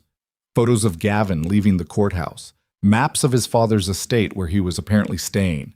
Phone records. Credit card statements. Lucien was building a profile. Hunting. "How long have you been doing this?" Emma asked quietly. "Since the call came in." "That was 8 hours ago." "I know." Emma sat on the edge of his desk. "You need to sleep. I need to find a way to put him back in prison." Lucien's voice was flat, exhausted. "Or failing that, I need to make sure he can't get anywhere near you." "And how do you plan to do that?" Lucien Cicho's ice blue eyes met hers. "I'm working on it." Emma could see it in his expression, the calculations happening behind his eyes, the line he was getting ready to cross. "Don't," she said. "Don't what?" "Whatever you're thinking of doing, don't." Lucien leaned back in his chair. "You don't know what I'm thinking." "Yes, I do. You're thinking about making him disappear for real, not legally, not through the system, just gone." He didn't deny it. Emma's chest tightened. "Lucien, if you do that, you'll go to prison. And then what? I'll be safe, but you'll be locked away and I'll lose you." "You won't lose me." "Yes, I will. Because you'll be in a cell, and I'll be out here alone, and Gavin will have won anyway because he'll have taken you away from me." Lucien stood and crossed to her. His hands came up to frame her face. "Emma, I need you to understand something. I've spent 15 years destroying men like your ex-husband. I know how they think. I know how they operate. And I know that if I don't stop Gavin permanently, he will find a way to hurt you. Maybe not today. Maybe not next week. But eventually. Then we'll deal with it when it happens. I can't take that risk. It's not your risk to take. It's mine." Lucien's jaw tightened. "No." "Yes." Emma's hands came up to cover his. "This is my life. My choice. And I'm choosing to fight him the right way. Through the courts. Through the law. Not through—" She couldn't finish the sentence. "Through murder," Lucien said quietly. Emma flinched at the word. "That's what you think I'm planning," Lucien continued. "You think I'm going to kill him. Aren't you?" For a long moment, Lucien didn't answer. Then he said, "I don't know yet." The honesty in his voice was terrifying. "Lucien, I've killed before, Emma." His voice was completely flat. "Not directly, but I've made decisions that led to people dying. Business rivals who got too aggressive. Men who threatened people I cared about. I didn't pull the trigger, but I knew what would happen when I set certain things in motion." Emma's breath caught. "Are you trying to scare me away?" I'm trying to be honest. Then be honest about this. If you kill Gavin, you become exactly what he said you were. A monster. Just a different kind. Something flickered across Lucian's face. Pain, maybe. Or recognition. I'm already a monster, he said quietly. No, you're not. Emma, you saved me. Monsters don't do that. Lucien's hands dropped from her face. He turned away, his shoulders rigid with tension. I saved you because I wanted you. Because I'm selfish and possessive and every bit as controlling as Gavin, just in different ways. That's not true, isn't it? He spun back to face her. I've been manipulating your life since the moment we met. Installing security without asking, monitoring your phone, making decisions about your safety without consulting you. How is that different from what he did? Because you never hurt me. Emma's voice was steady, strong.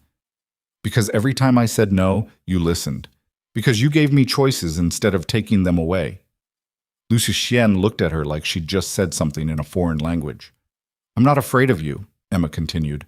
I was at first. But I'm not anymore. Because I know the difference between someone who wants to control me and someone who wants to keep me safe. And you're the latter. You shouldn't trust me. Too late. Lucian's expression cracked. Emma, if I do this wrong, if I make the wrong call, then we deal with the consequences together. You don't understand what you're asking. I understand perfectly. I'm asking you not to throw your life away for revenge. Emma stepped closer. I'm asking you to fight with me. Not for me. With me. Lucian's jaw worked. What if that's not enough? Then we'll figure something else out. But we do it the right way. The legal way. Because I didn't survive Gavin just to watch you destroy yourself. For the first time since she'd entered the office, Lucien looked uncertain, like he was standing on the edge of a cliff trying to decide whether to jump. Emma took his hand. Promise me. No vigilante justice. No making him disappear. We do this by the book. Lucien's fingers tightened around hers. The book doesn't always work for men like him. Then we rewrite the book. He stared at her for a long moment. Then, finally, he nodded. Okay? Okay? We do it your way. Legal, clean, by the book. His ice blue eyes were intense. But if he comes for you again, all bets are off. It wasn't perfect, but it was enough. Emma pulled him into her arms and held on tight. What? The next morning, Emma woke to the sound of her phone ringing. She grabbed it groggily. Hello? Miss Holloway, this is ADA Margaret Chen. I'm handling Gavin Mercer's prosecution. Emma sat up, suddenly wide awake. Okay. I need you to come to my office today. We need to go over your testimony for the preliminary hearing. When? 2:00. Emma glanced at the clock. It was already 11. I'll be there. She hung up and found Lucien standing in the doorway with coffee. The DA's office? He asked. How did you... I heard your phone ring. He handed her the cup. I'm coming with you. You don't have to. Yes, I do. Emma wanted to argue, wanted to prove she could face this alone, but the truth was she didn't want to. Okay, she said quietly. The DA's office was in a government building downtown that smelled like old carpet and desperation. Emma sat in a conference room across from ADA Margaret Chen, a woman in her 40s with sharp eyes and a no-nonsense expression. Lucien sat beside Emma, silent but present. Thank you for coming in, Margaret said, opening a thick file. I want to be upfront with you, Ms. Holloway. This case is going to be difficult. Gavin Mercer comes from money and influence. His legal team is already filing motions to suppress evidence and discredit witnesses. Emma's stomach dropped. Can they do that? They can try. Whether they succeed depends on how strong our case is. Margaret looked at her directly. Which is where you come in. I need you to walk me through everything, every instance of abuse, every threat, every moment you felt unsafe, and I need you to be prepared to say it all again in court. Emma's hands clenched in her lap. Okay. I also need to warn you that his lawyers are going to come after you hard. They'll question your memory. They'll suggest you're lying for attention or money. They'll dig up every mistake you've ever made and use it to paint you as unreliable. I know. Do you? Margaret's voice was gentle but firm, because I've seen victims fall apart on the stand when they realize what it's really like to be cross-examined by someone whose job is to destroy your credibility. Emma took a shaky breath.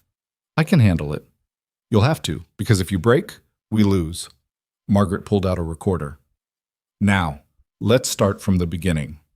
For the next 3 hours, Emma relived every awful moment. The first time Gavin grabbed her too hard. The first time he shoved her against a wall. The escalation from verbal abuse to physical violence. The broken ribs. The black eyes she'd covered with makeup. The fear that had become her constant companion. She told Margaret about running away. About changing her name. About the 6 months of looking over her shoulder waiting for him to find her. And then she told her about the warehouse. About Gavin slapping her. About the terror of being trapped again. By the time she finished, Emma was shaking. Margaret clicked off the recorder. That was good, strong, detailed. It didn't feel strong. It will in court. Margaret's expression softened slightly. I know this is hard, Ms. Holloway, but you're doing the right thing. Men like Gavin Mercer need to face consequences. He already posted bail. He's out there right now, with an ankle monitor and strict conditions. If he violates them even once, he goes back to jail immediately. Margaret stood. I'm going to do everything I can to put him away for a long time, but I need you to be strong. Can you do that? Emma looked at Lucien. He gave her the smallest nod. Yes, Emma said. I can do that. They were walking to Lucien's car when Emma's phone buzzed. Unknown number. Her heart stopped. She answered. Hello? Emma? Gavin's voice was calm, too calm. We need to talk. Emma's blood turned to ice. You're violating the restraining order. I'm calling to negotiate. There's nothing to negotiate. Yes, there is. Gavin's voice dropped lower. Drop the charges. Tell the DA you made it all up, and I'll leave. Permanently. New city. New life. You'll never see me again. Emma's hands were shaking. I'm not dropping anything. Then you're making a mistake. You already made the mistake by calling me. Emma. She hung up. Her entire body was trembling. Lucien's hand came up to steady her. What did he say? Emma told him. Lucien's expression went deadly. He just violated his bail conditions. That call was illegal. So what do? We call the DA. Lucien pulled out his phone, and we make sure he goes back to jail. But before he could dial, Emma's phone rang again. This time it was Margaret Chen. Ms. Holloway, do not go home tonight. Emma's stomach dropped. Why? Gavin Mercer's ankle monitor went offline 20 minutes ago. He cut it off and ran. There's an active warrant for his arrest, but we don't know where he is. The world tilted. He called me, Emma whispered. Just now. He tried to get me to drop the charges. Margaret swore under her breath. That was the last mistake he's going to make. I'm issuing an arrest warrant for witness intimidation and bail jumping. Every cop in the state will be looking for him. What do I do? Stay somewhere safe, somewhere he doesn't know about, and whatever you do, do not engage with him if he tries to contact you again. Emma hung up and looked at Lucien. He's coming for me, she said. Lucien's jaw was tight. Let him try. They drove to Lucien's house in silence. Emma's mind was racing. Gavin had cut off his ankle monitor and run, which meant he was desperate, cornered, willing to do something stupid. Men were most dangerous when they had nothing left to lose. Lucien's house appeared through the trees. The gates opened automatically as they approached. We're safe here, Lucien said as they pulled into the driveway. Security is watching every entrance. If Gavin comes anywhere near this property, we'll know before he gets within 100 yards.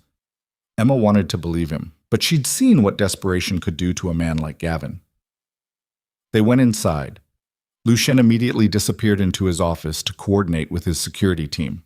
Emma stood in the living room, staring out at the darkening forest. Somewhere out there, Gavin was planning his next move, and Emma was done running. She pulled out her phone and opened a new message to Gavin's number. You want to talk? Fine. Meet me at Riverside Park. Midnight. Just you and me. No lawyers, no cops. We end this tonight. Her finger hovered over send.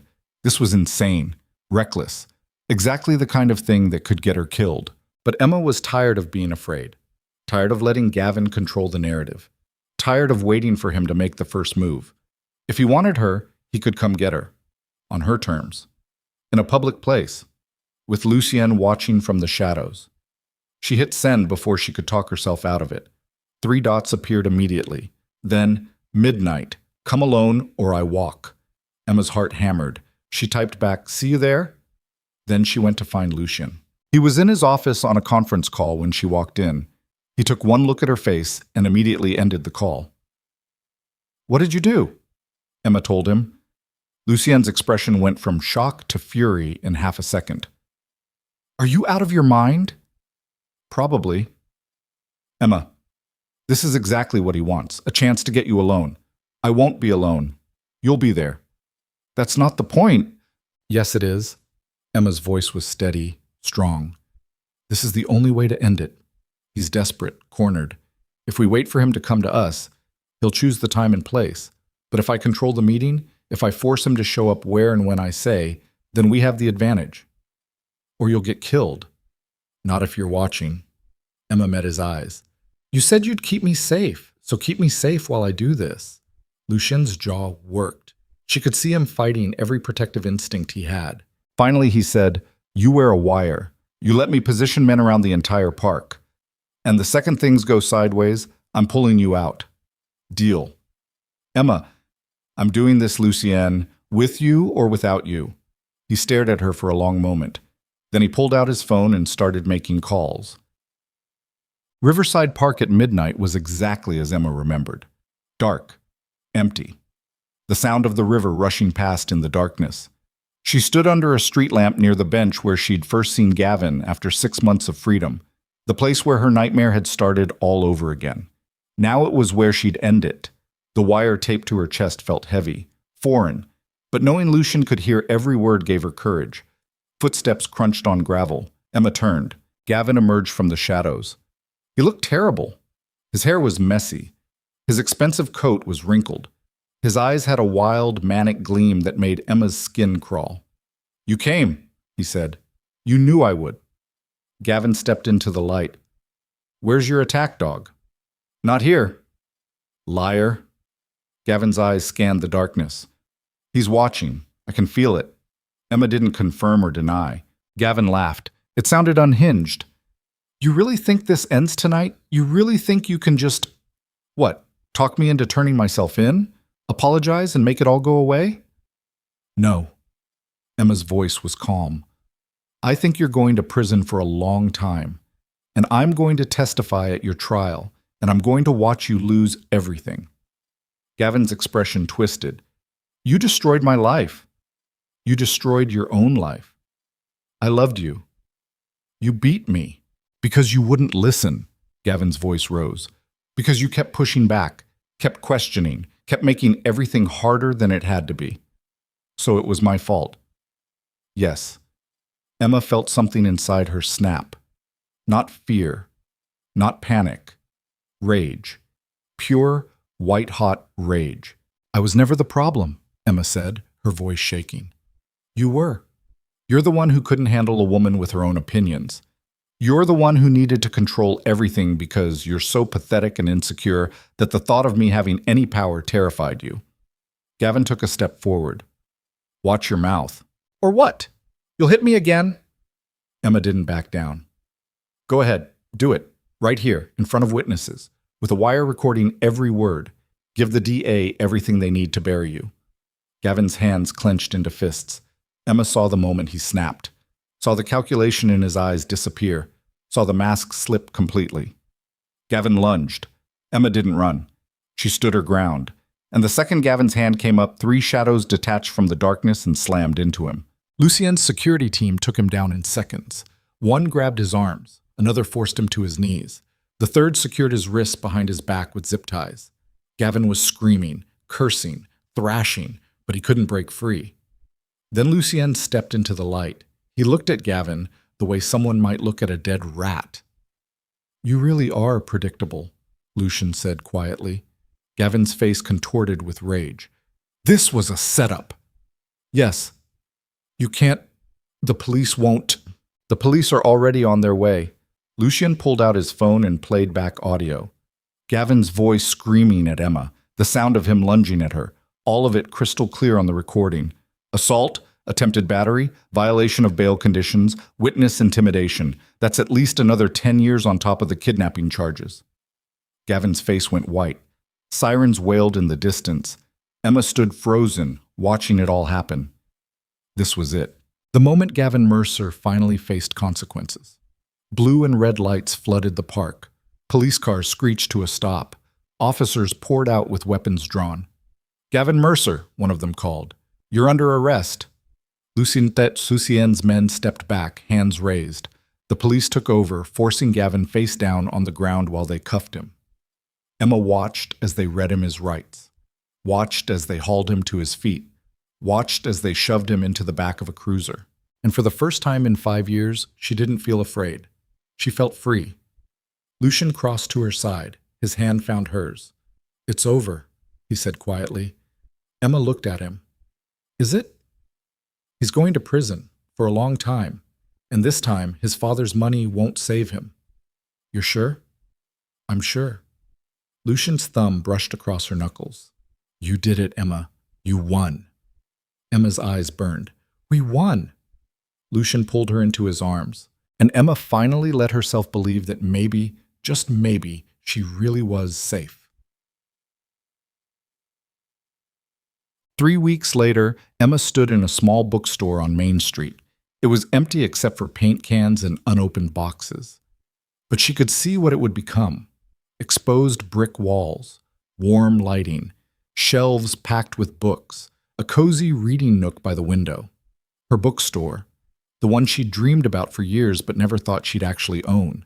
Lucien had helped her secure the lease, had introduced her to contractors and designers, had never once tried to take over or control the process. He'd just supported her, stood beside her while she built something that was entirely hers. Emma ran her hand along the empty bookshelf. What do you think? Lucien's voice came from behind her. She turned.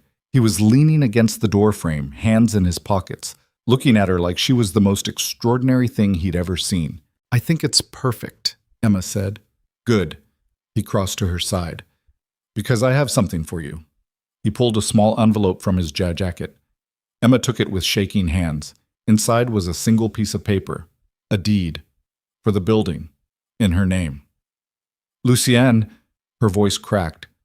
I can't accept this. Yes, you can. It's too much. It's yours. His ice blue eyes were steady. You've spent your entire life having things taken from you. I'm giving you something no one can ever take away. Tears spilled down Emma's cheeks. Lucien's hands came up to frame her face. Emma Holloway, you are the strongest person I've ever met, and I love you, not because you need me, but because you don't. Emma's breath caught. I want to spend the rest of my life watching you build the life you deserve, Lucien continued. And if you'll let me, I want to be part of it. He dropped to one knee. Emma's heart stopped. Lucien pulled out a small black box and opened it. Inside was a ring. Simple, elegant, perfect. Marry me, Lucien said. Not because you need protection. Not because you're afraid. But because you choose me the same way I choose you. Every day. For the rest of our lives. Emma couldn't breathe, couldn't speak, could only nod through the tears. Lucien stood and slid the ring onto her finger. Then he kissed her, and Emma kissed him back with everything she had. Because this wasn't a fairy tale. She wasn't a damsel. He wasn't a knight. They were just two broken people who'd found each other in the wreckage and decided to build something better. Together. Outside, sunlight poured through the windows of the empty bookstore. And for the first time in her life, Emma Holloway wasn't afraid of what came next. She was ready for it. The engagement ring felt strange on Emma's finger. Not bad strange, just unfamiliar. Like her hand didn't quite know what to do with the weight of a promise that wasn't built on fear. She twisted it absently while standing in the empty bookstore, watching Lucien talk on his phone near the window. He was coordinating something with his lawyers, probably related to Gavin's upcoming trial. His voice was calm, controlled, the same way it always was when he was handling business. But Emma could see the tension in his shoulders. The trial was 3 weeks away. 3 weeks until she'd have to stand in front of a courtroom and relive every terrible moment. 3 weeks until Gavin's lawyers would try to tear her apart on the witness stand. 3 weeks until a jury would decide whether her truth was enough. Emma's phone buzzed. A text from ADA Margaret Chen. Need you to come in tomorrow. Defense filed new motions. We need to prep. Emma's stomach twisted. She texted back, "What kind of motions?" The response came immediately. "The kind designed to make you look unstable. We'll discuss tomorrow." Emma set down her phone with shaking hands. Lucien ended his call and crossed to her. "What's wrong?" "The defense is filing motions. Margaret says they're trying to discredit me." Lucien's jaw tightened. "Expected. Gavin's lawyers know their case is weak, so they'll attack your credibility instead." "What if it works?" "It won't. You don't know that." Lucien took her hand gently. "Emma, you've survived worse than a cross-examination. You'll survive this too." Emma wanted to believe him, but she'd seen what lawyers could do, how they could twist words and weaponize trauma and make victims sound like liars. "I'm scared," she admitted quietly. "Good." Lucien's ice-blue eyes were steady. "Fear means you understand what's at stake, but don't let it paralyze you. What if I freeze on the stand? What if I can't get the words out? Then you take a breath. You look at me in the gallery, and you remember that you're not that terrified woman anymore." His thumb brushed across her knuckles. "You're the woman who looked Gavin in the eye and told him he'd lost. You're the woman who built a new life from nothing. You're the woman who survived." Emma's eyes burned. Lucien pulled her close. "And no matter what happens in that courtroom, I'll be right there. Every single second." Emma pressed her face against his chest and tried to believe it would be enough. The next morning, Emma sat in Margaret Chen's office while the ADA laid out the defense's strategy. "They're arguing you have a history of mental instability," Margaret said, sliding a stack of papers across the desk. "They've subpoenaed your medical records from the marriage, every doctor's visit, every prescription, every ER trip." Emma's blood ran cold. "They can do that?" "Unfortunately, yes. And they're going to use it to paint a picture of someone who was depressed, anxious, and possibly delusional." "I was depressed and anxious because he was beating me." "I know that, you know that, but the defense will argue that your mental state makes you an unreliable witness." Margaret's expression was grim. "They're also bringing in a psychologist who will testify that victims of domestic violence often misremember events or exaggerate details due to trauma." Emma felt sick. "So they're saying I'm lying. They're saying you believe you're telling the truth, but your perception is distorted." Margaret leaned forward. "Which is why we need to be prepared. Every question they ask will be designed to make you doubt yourself, to make the jury doubt you." "How do I fight that?" "By staying calm, by sticking to the facts, by not letting them provoke you into an emotional reaction." Margaret's voice softened slightly. "I know it's going to be hard, but you're stronger than they think." Emma's hands clenched in her lap. "What if it's not enough?" "Then we lean on the physical evidence, the recordings, the witness testimony, the financial crimes." Margaret tapped the files on her desk. "Gavin Mercer made a lot of mistakes. We just need to make sure the jury sees them." Emma nodded, but her chest felt tight. 3 weeks. 3 weeks to prepare for the fight of her life. The days blurred together. Emma spent mornings at the bookstore, painting walls and assembling shelves. Afternoons were devoted to trial prep with Margaret. Evenings were spent with Lucien, Nyan, trying to pretend everything was normal, even though they both knew it wasn't.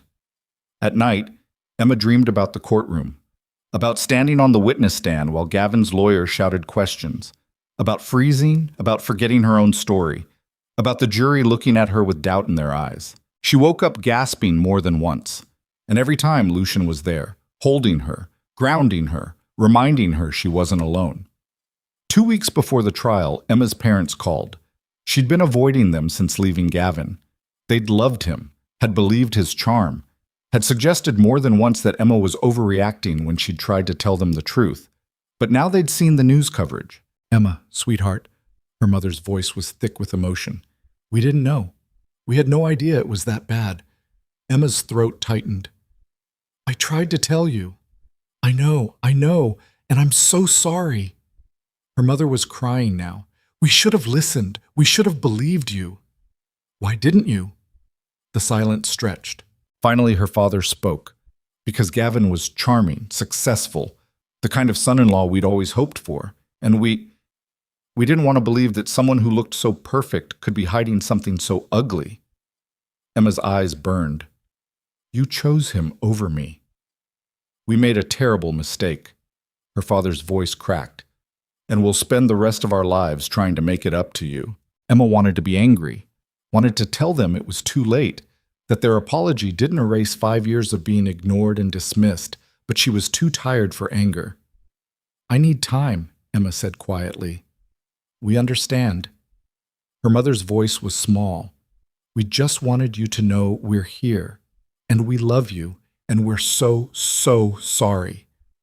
Emma hung up and sat in silence for a long time. Lucien found her on the couch, staring at nothing. Your parents? He asked. She nodded. He sat beside her and waited. They apologized, Emma said finally. Said they didn't know how bad it was, that they should have believed me. Do you believe them? I don't know. Emma's voice was hollow. Part of me wants to forgive them, but part of me is still so angry that they made me feel crazy for wanting to leave. Lucien's hand found hers. You don't have to decide right now. Healing doesn't have a timeline. Emma looked at him. How do you always know what to say? I don't. I just know what I would have wanted someone to say to me when I was 17, and no one believed my mother was being hurt. Emma's chest tightened. Did you ever forgive them? The people who didn't help her? No. Lucien's voice was flat. But I learned to accept that most people are more comfortable with comfortable lies than uncomfortable truths. Emma squeezed his hand. They sat together in silence until the sun went down. Packed. 1 week before the trial, Gavin's father showed up at the bookstore. Emma was alone, organizing boxes of books, when the bell above the door chimed. She looked up. Richard Mercer stood in the doorway.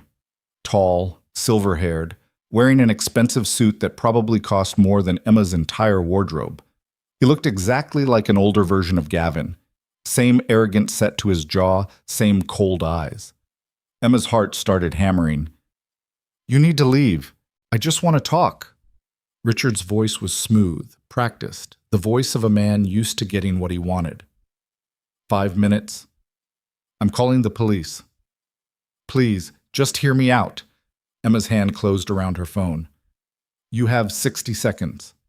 Richard stepped inside and closed the door behind him. My son made mistakes. I'm not denying that, but destroying his entire life isn't going to fix what happened between you two. Emma's blood boiled. He kidnapped me. He assaulted me. He stalked me across state lines. Those aren't mistakes. They're crimes. He was in love with you. He acted irrationally. He beat me for 5 years. Richard's expression didn't change. Relationships are complicated. Get out. Ms. Holloway, I'm prepared to offer you a settlement, $5 million. In exchange, you drop the charges and sign an NDA. Emma stared at him. You think you can buy me off? I think everyone has a price. Richard pulled an envelope from his jacket. This is a good faith payment, $100,000, cash. Consider it a down payment on your silence. Emma's hands shook with rage. Your son belongs in prison. My son belongs in therapy, not a cell. Richard's voice hardened. And if you insist on pursuing this vendetta, I will make sure your life becomes very difficult. I have resources, connections. I can make problems appear that you won't be able to solve. Are you threatening me? I'm offering you a way out that benefits everyone. The door behind Richard opened. Lucien stepped inside. He looked at Richard Mercer the way a wolf might look at a rabbit. You're trespassing, Lucien said quietly. Richard turned. His expression shifted from confidence to something closer to wariness. Mr. Vale, I was just leaving. Lucien's voice was ice. Before I call the police and have you arrested for witness intimidation. I was simply trying to have a conversation. You were trying to bribe and threaten the woman who's going to put your son in prison. Lucien stepped closer. Let me be very clear, Mr. Mercer. If you or anyone associated with you comes near Emma again, I will destroy you, not your son. You. I'll start with the real estate fraud you've been committing for the past decade. Then I'll move on to the tax evasion. Then the bribes you paid to get building permits. And I'll keep going until there's nothing left. Richard's face went pale. You're bluffing. Try me. For a long moment, nobody moved. Then Richard straightened his tie and headed for the door. He paused on the threshold. You're making a mistake, Ms. Holloway. Both of you. The only mistake I made was not fighting back sooner, Emma said. Richard left. Emma's legs gave out. She grabbed the counter to steady herself. Lucien was beside her in a second, his hands on her shoulders. Are you okay? No. Emma's voice shook. He tried to buy me off, like I'm something that can be purchased. Men like him think everything has a price. Lucien's jaw was tight. But he just made a critical mistake. What? He committed a felony in front of a witness. Witness tampering. Attempted bribery. I recorded the entire conversation. Lucien pulled out his phone. By tomorrow morning, the DA will have this recording, and Richard Mercer will be under investigation. Emma stared at him. You recorded it? I've been recording everything since Gavin made bail, just in case. His ice blue eyes were intense. I told you I'd keep you safe. I meant it. Emma's eyes burned. She pulled Lucien close and held on tight. 3 more days, Lucien murmured against her hair. 3 more days and this all ends. Emma prayed he was right. The courthouse was packed.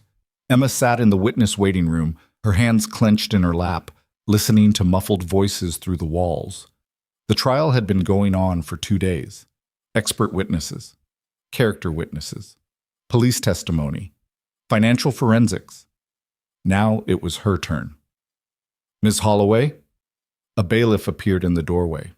They're ready for you. Emma stood on shaking legs. Lucien squeezed her hand one last time. You've got this. Emma nodded and followed the bailiff into the courtroom. The space was smaller than she'd expected. Wood paneling, rows of benches packed with people, a jury box filled with 12 strangers who held her future in their hands. And sitting at the defense table, flanked by expensive lawyers, was Gavin. He looked smaller than she remembered, paler. His expensive suit couldn't hide the hollowness in his eyes or the way his hands trembled slightly on the table. He looked like what he was, a man who'd lost everything. Emma walked to the witness stand and was sworn in. A DA? Margaret Chen stood. Ms. Holloway, thank you for being here today. I know this isn't easy. Emma's voice came out steadier than she felt. I'm ready. Can you tell the court how you met Gavin Mercer? Emma took a breath and began. She told them about the charming lawyer who'd swept her off her feet, about the whirlwind romance, about how the first cracks had appeared after the wedding. Small things at first, controlling what she wore, who she saw, where she went. She told them about the first time he'd grabbed her hard enough to bruise, how he'd cried and apologized and promised it would never happen again. She told them about the escalation, the shoves, the slaps, the punches, the broken ribs that he'd convinced her to lie about at the hospital. She told them about the terror of living with someone who could switch from loving to violent in the space of a heartbeat. And she told them about running, about 6 months of freedom, about the moment Gavin had found her again. By the time she finished, several jurors were crying. Margaret sat down. The defense attorney stood. His name was Gerald Walsh, and he looked exactly like every privileged man Emma had ever met. Silver hair, expensive suit, expression that suggested he thought he was the smartest person in the room. Ms. Holloway, Walsh began, you've painted quite a picture of my client. Very emotional, very sympathetic. Emma's hands clenched. It's the truth. Is it? Or is it your perception of the truth colored by mental health struggles? Walsh pulled out a file. According to medical records from your marriage, you were prescribed antidepressants and anti-anxiety medication. You were hospitalized twice for panic attacks. You saw a therapist who diagnosed you with severe depression and PTSD. Because your client was abusing me. Or because you were struggling with pre-existing mental health issues that made you interpret normal marital disagreements as abuse. Walsh's voice was smooth, condescending. Isn't it true that you have a history of anxiety and depression dating back to adolescence? Yes, but isn't it also true that you've experienced memory problems related to your anxiety? Emma's chest tightened. Sometimes I had trouble remembering details when I was having panic attacks, but I remember everything Gavin did to me. Do you? Walsh stepped closer. Or do you remember your emotional reaction and filled in the details later? Objection, Margaret called. Badgering the witness. Sustained, the judge said. Mr. Walsh, ask questions. Don't make speeches. Walsh didn't miss a beat. Miss Holloway, isn't it true that you never called the police during your marriage? I was afraid. Yes or no? No, I didn't call them. And you never told your parents the full extent of what was allegedly happening? Because they didn't believe me when I tried. Yes or no, Ms. Holloway? Emma's jaw clenched. No. And you never sought a restraining order until after you'd already fled the state and changed your name? Because I knew he'd find me. Yes or no? No. Walsh nodded slowly. So, to summarize, you never reported the abuse to police, never told your family, never sought legal protection while you were still in the marriage, and now you expect this jury to believe that my client, a respected attorney with no prior criminal record, suddenly became this monster you've described? Emma's hands were shaking. Yes, because that's what happened. Or, Walsh's voice was sharp now. You're a woman with documented mental health issues who has constructed a narrative to justify abandoning a marriage that didn't live up to your expectations. Objection! Margaret was on her feet. Withdrawn! Walsh turned away. No further questions. Emma sat frozen on the stand. The judge nodded to Margaret. Redirect? Margaret stood. Ms. Holloway, why didn't you call the police during your marriage? Emma's voice was raw. Because Gavin was a lawyer. He knew how to work the system. He told me repeatedly that if I went to the police, he'd make sure I looked crazy, that he'd use my anxiety and depression against me, that no one would believe me. And was he right? Yes. For a long time he was. Emma looked directly at the jury. But I'm not letting him be right anymore. Margaret nodded. No further questions, Your Honor. Emma stepped down from the witness stand on shaking legs. She made it halfway to the gallery before her knees gave out. Lucien caught her before she fell. He guided her to a seat in the front row and held her hand through the rest of the trial. The jury deliberated for 3 days. 3 days of waiting. 3 days of second-guessing every word she'd said on the stand. 3 days of wondering if it had been enough. Emma spent the time finishing the bookstore, painting the last wall, shelving the last book, building something beautiful out of the wreckage. Lucien was with her every second. On the afternoon of the third day, Emma's phone rang. Margaret Chen. The jury's back, verdict in 1 hour. Emma's heart stopped.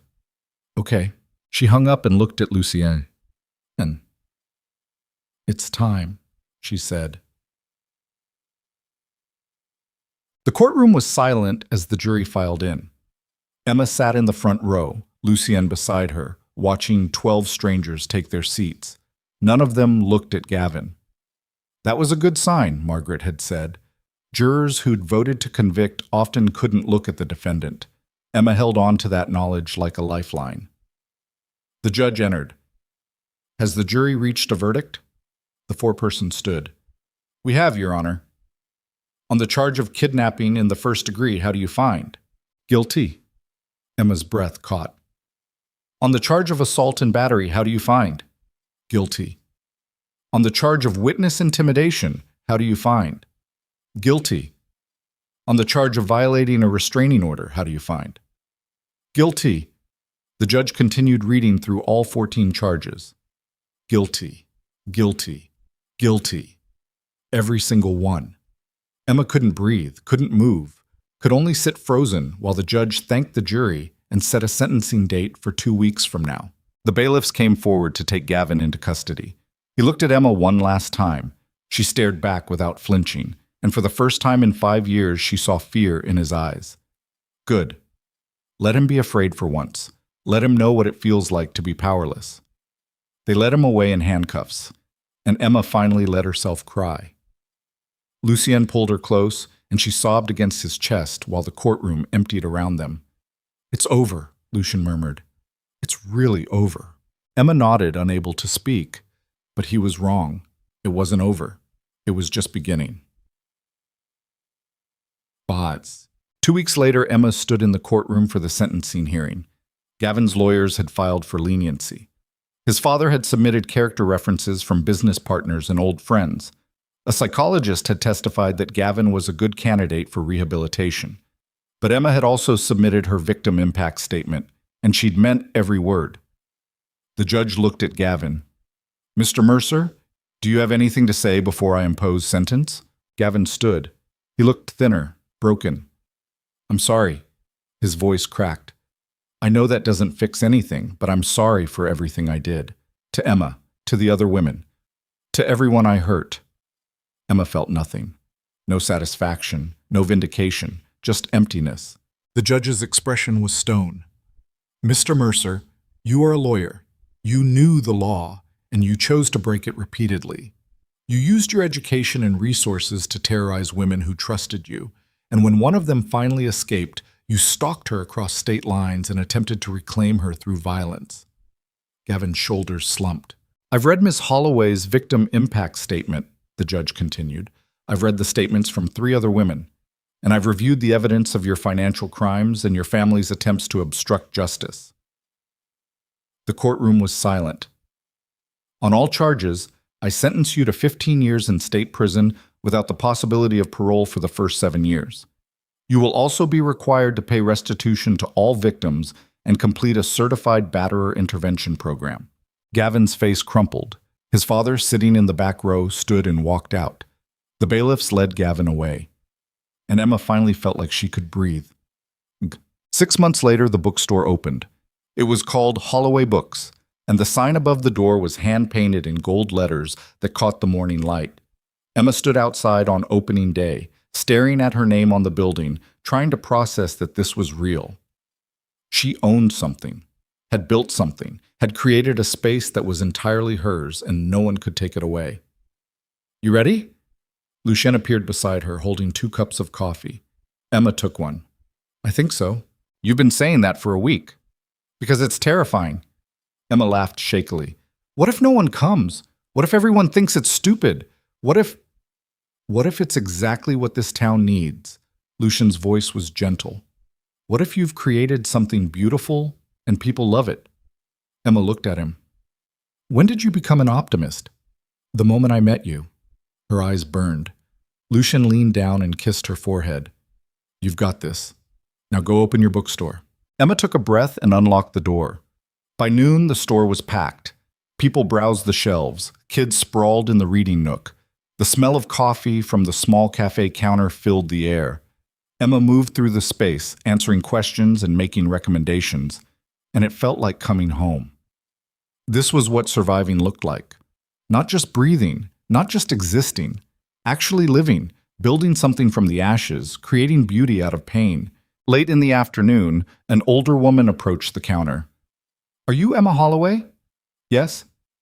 "I saw the news coverage of your trial. I just wanted to say thank you." The woman's eyes were wet. "My daughter is in a situation like yours was, and seeing you fight back gave her the courage to leave. She's safe now because of you." Emma's throat closed up. "I'm glad she's safe." "She asked me to give you this." The woman handed Emma an envelope. Inside was a handwritten note. "Thank you for being brave enough to testify. You saved my life without even knowing it." Emma read it 3 times before she could speak. "Tell her she's welcome," Emma finally managed, "and tell her it gets better." The woman nodded and left. Emma stood behind the counter, holding the note, tears streaming down her face. Lucien appeared at her side. "You okay?" Emma nodded. "I'm more than okay. I think I'm actually happy." Lucien smiled, the real kind, the one that made him look younger and less dangerous and entirely human. "Good. You deserve to be happy."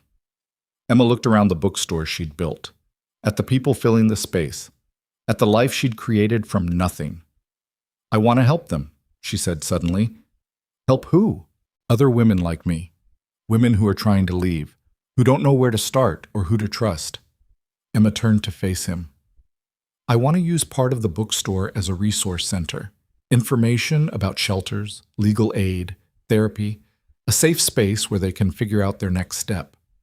Lucian's expression softened. That's a beautiful idea. Will you help me? Always. Emma kissed him. And standing in the middle of her bookstore, surrounded by everything she'd fought for, Emma Holloway finally understood what freedom felt like. Not the absence of fear, but the presence of choice. The knowledge that she could fall and get back up, that she could trust and be trusted, that she could love and be loved without losing herself in the process. 1 year later, Emma stood in front of a mirror in a simple white dress. It wasn't a wedding gown, just a dress, because this wedding wasn't about spectacle or performance. It was about two people choosing each other. Her mother knocked on the door. Emma, you ready?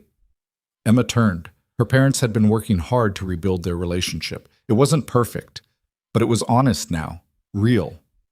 I'm ready. Her father appeared behind her mother, his eyes wet. You look beautiful, sweetheart. Emma hugged them both. Then she walked downstairs. The ceremony was small, just close friends in Lucian's living room. No fancy venue, no hundreds of guests, just the people who mattered. Lucian waited at the front wearing a simple black suit, looking at her like she was the only thing in the world that mattered. Emma walked to him and took his hands. The officiant began, but Emma barely heard the words. She was too focused on Lucien's face, on the way his ice-blue eyes had gone soft, on the slight tremor in his hands. He was nervous. Lucien Vale, who faced down criminals and destroyed empires, was nervous about marrying her. It made her love him even more. Do you, Emma Holloway, take this man to be your husband? Emma looked at Lucian, at the man who'd stood between her and a monster without flinching, who'd held her through nightmares, who'd supported her dreams without trying to control them. I do. And do you, Lucien Vale, take this woman to be your wife? Lucien's voice was steady, strong. I do. Then by the power vested in me, I pronounce you husband and wife. You may kiss. Lucien pulled Emma close and kissed her, and Emma kissed him back with everything she had. Because this wasn't a fairy tale ending. It was a beginning, a choice to build something together, to face whatever came next side by side. 2 years after that, Emma sat in the back room of Holloway Books, looking at the woman across from her. Her name was Sarah. She was 26, and she had bruises on her wrists that she kept trying to hide. I don't know where to start, Sarah whispered. Emma handed her a folder. Start here. This has information about shelters, legal aid, therapists who specialize in trauma. Everything you need to take the first step. What if he finds me? Then you call this number. Emma wrote down Lucian's private line. My husband has resources. He'll make sure you're protected. Sarah's hands shook as she took the folder. Why are you helping me? Because someone helped me once, and because you deserve better than what he's giving you. Sarah started crying. Emma moved around the desk and pulled her into a hug. You're not alone, Emma said quietly. You're never alone. Not anymore. Bye. 5 years after leaving Gavin, Emma stood in the bookstore at closing time. She'd just finished a reading for her first published book, a memoir about surviving domestic violence and rebuilding a life from the wreckage. The audience had been packed. The Q&A had run long, and Emma had signed copies until her hand cramped. Now the store was quiet. Lucien appeared in the doorway. How'd it go? Better than I expected. Emma smiled. 3 women came up afterward and asked about resources for leaving abusive partners. I gave them all folders. You're changing lives. I'm just sharing what I learned. Lucian crossed to her and pulled her close. You're extraordinary. You know that, right? Emma rested her head against his chest. I'm just surviving. No. Lucian's voice was firm. You're thriving. There's a difference. Emma closed her eyes and listened to his heartbeat. He was right. She was thriving, had built a business, had written a book, had helped dozens of women escape situations like hers, had married a man who loved her without trying to cage her, had learned what it meant to be happy. Thank you, Emma said quietly. For what? For saving me. Lucian pulled back to look at her. I didn't save you, Emma. You saved yourself. I just stood beside you while you did it. Emma's eyes burned, because he was right about that too. She'd saved herself, had chosen to fight back instead of staying trapped, had chosen to testify instead of staying silent, had chosen to build instead of hiding. And every day she kept choosing to heal, to grow, to live, not just exist, not just survive, actually live. Outside, the sun was setting over Main Street. Golden light poured through the windows of Holloway Books, washing everything in warmth. Emma took Lucian's hand and locked the door behind them, and together they walked toward whatever came next. Because the truth about surviving monsters wasn't that you defeated them and lived happily ever after. It was that you learned to carry the scars, to honor them without being defined by them, to build something beautiful despite them. Emma Holloway had spent 5 years being afraid, and then she'd spent 5 more learning how to be free. It hadn't been easy, it hadn't been perfect, but it had been worth it, every single second.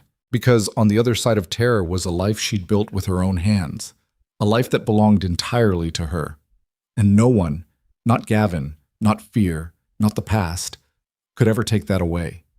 She was finally, completely, irrevocably free, and she'd never felt more alive.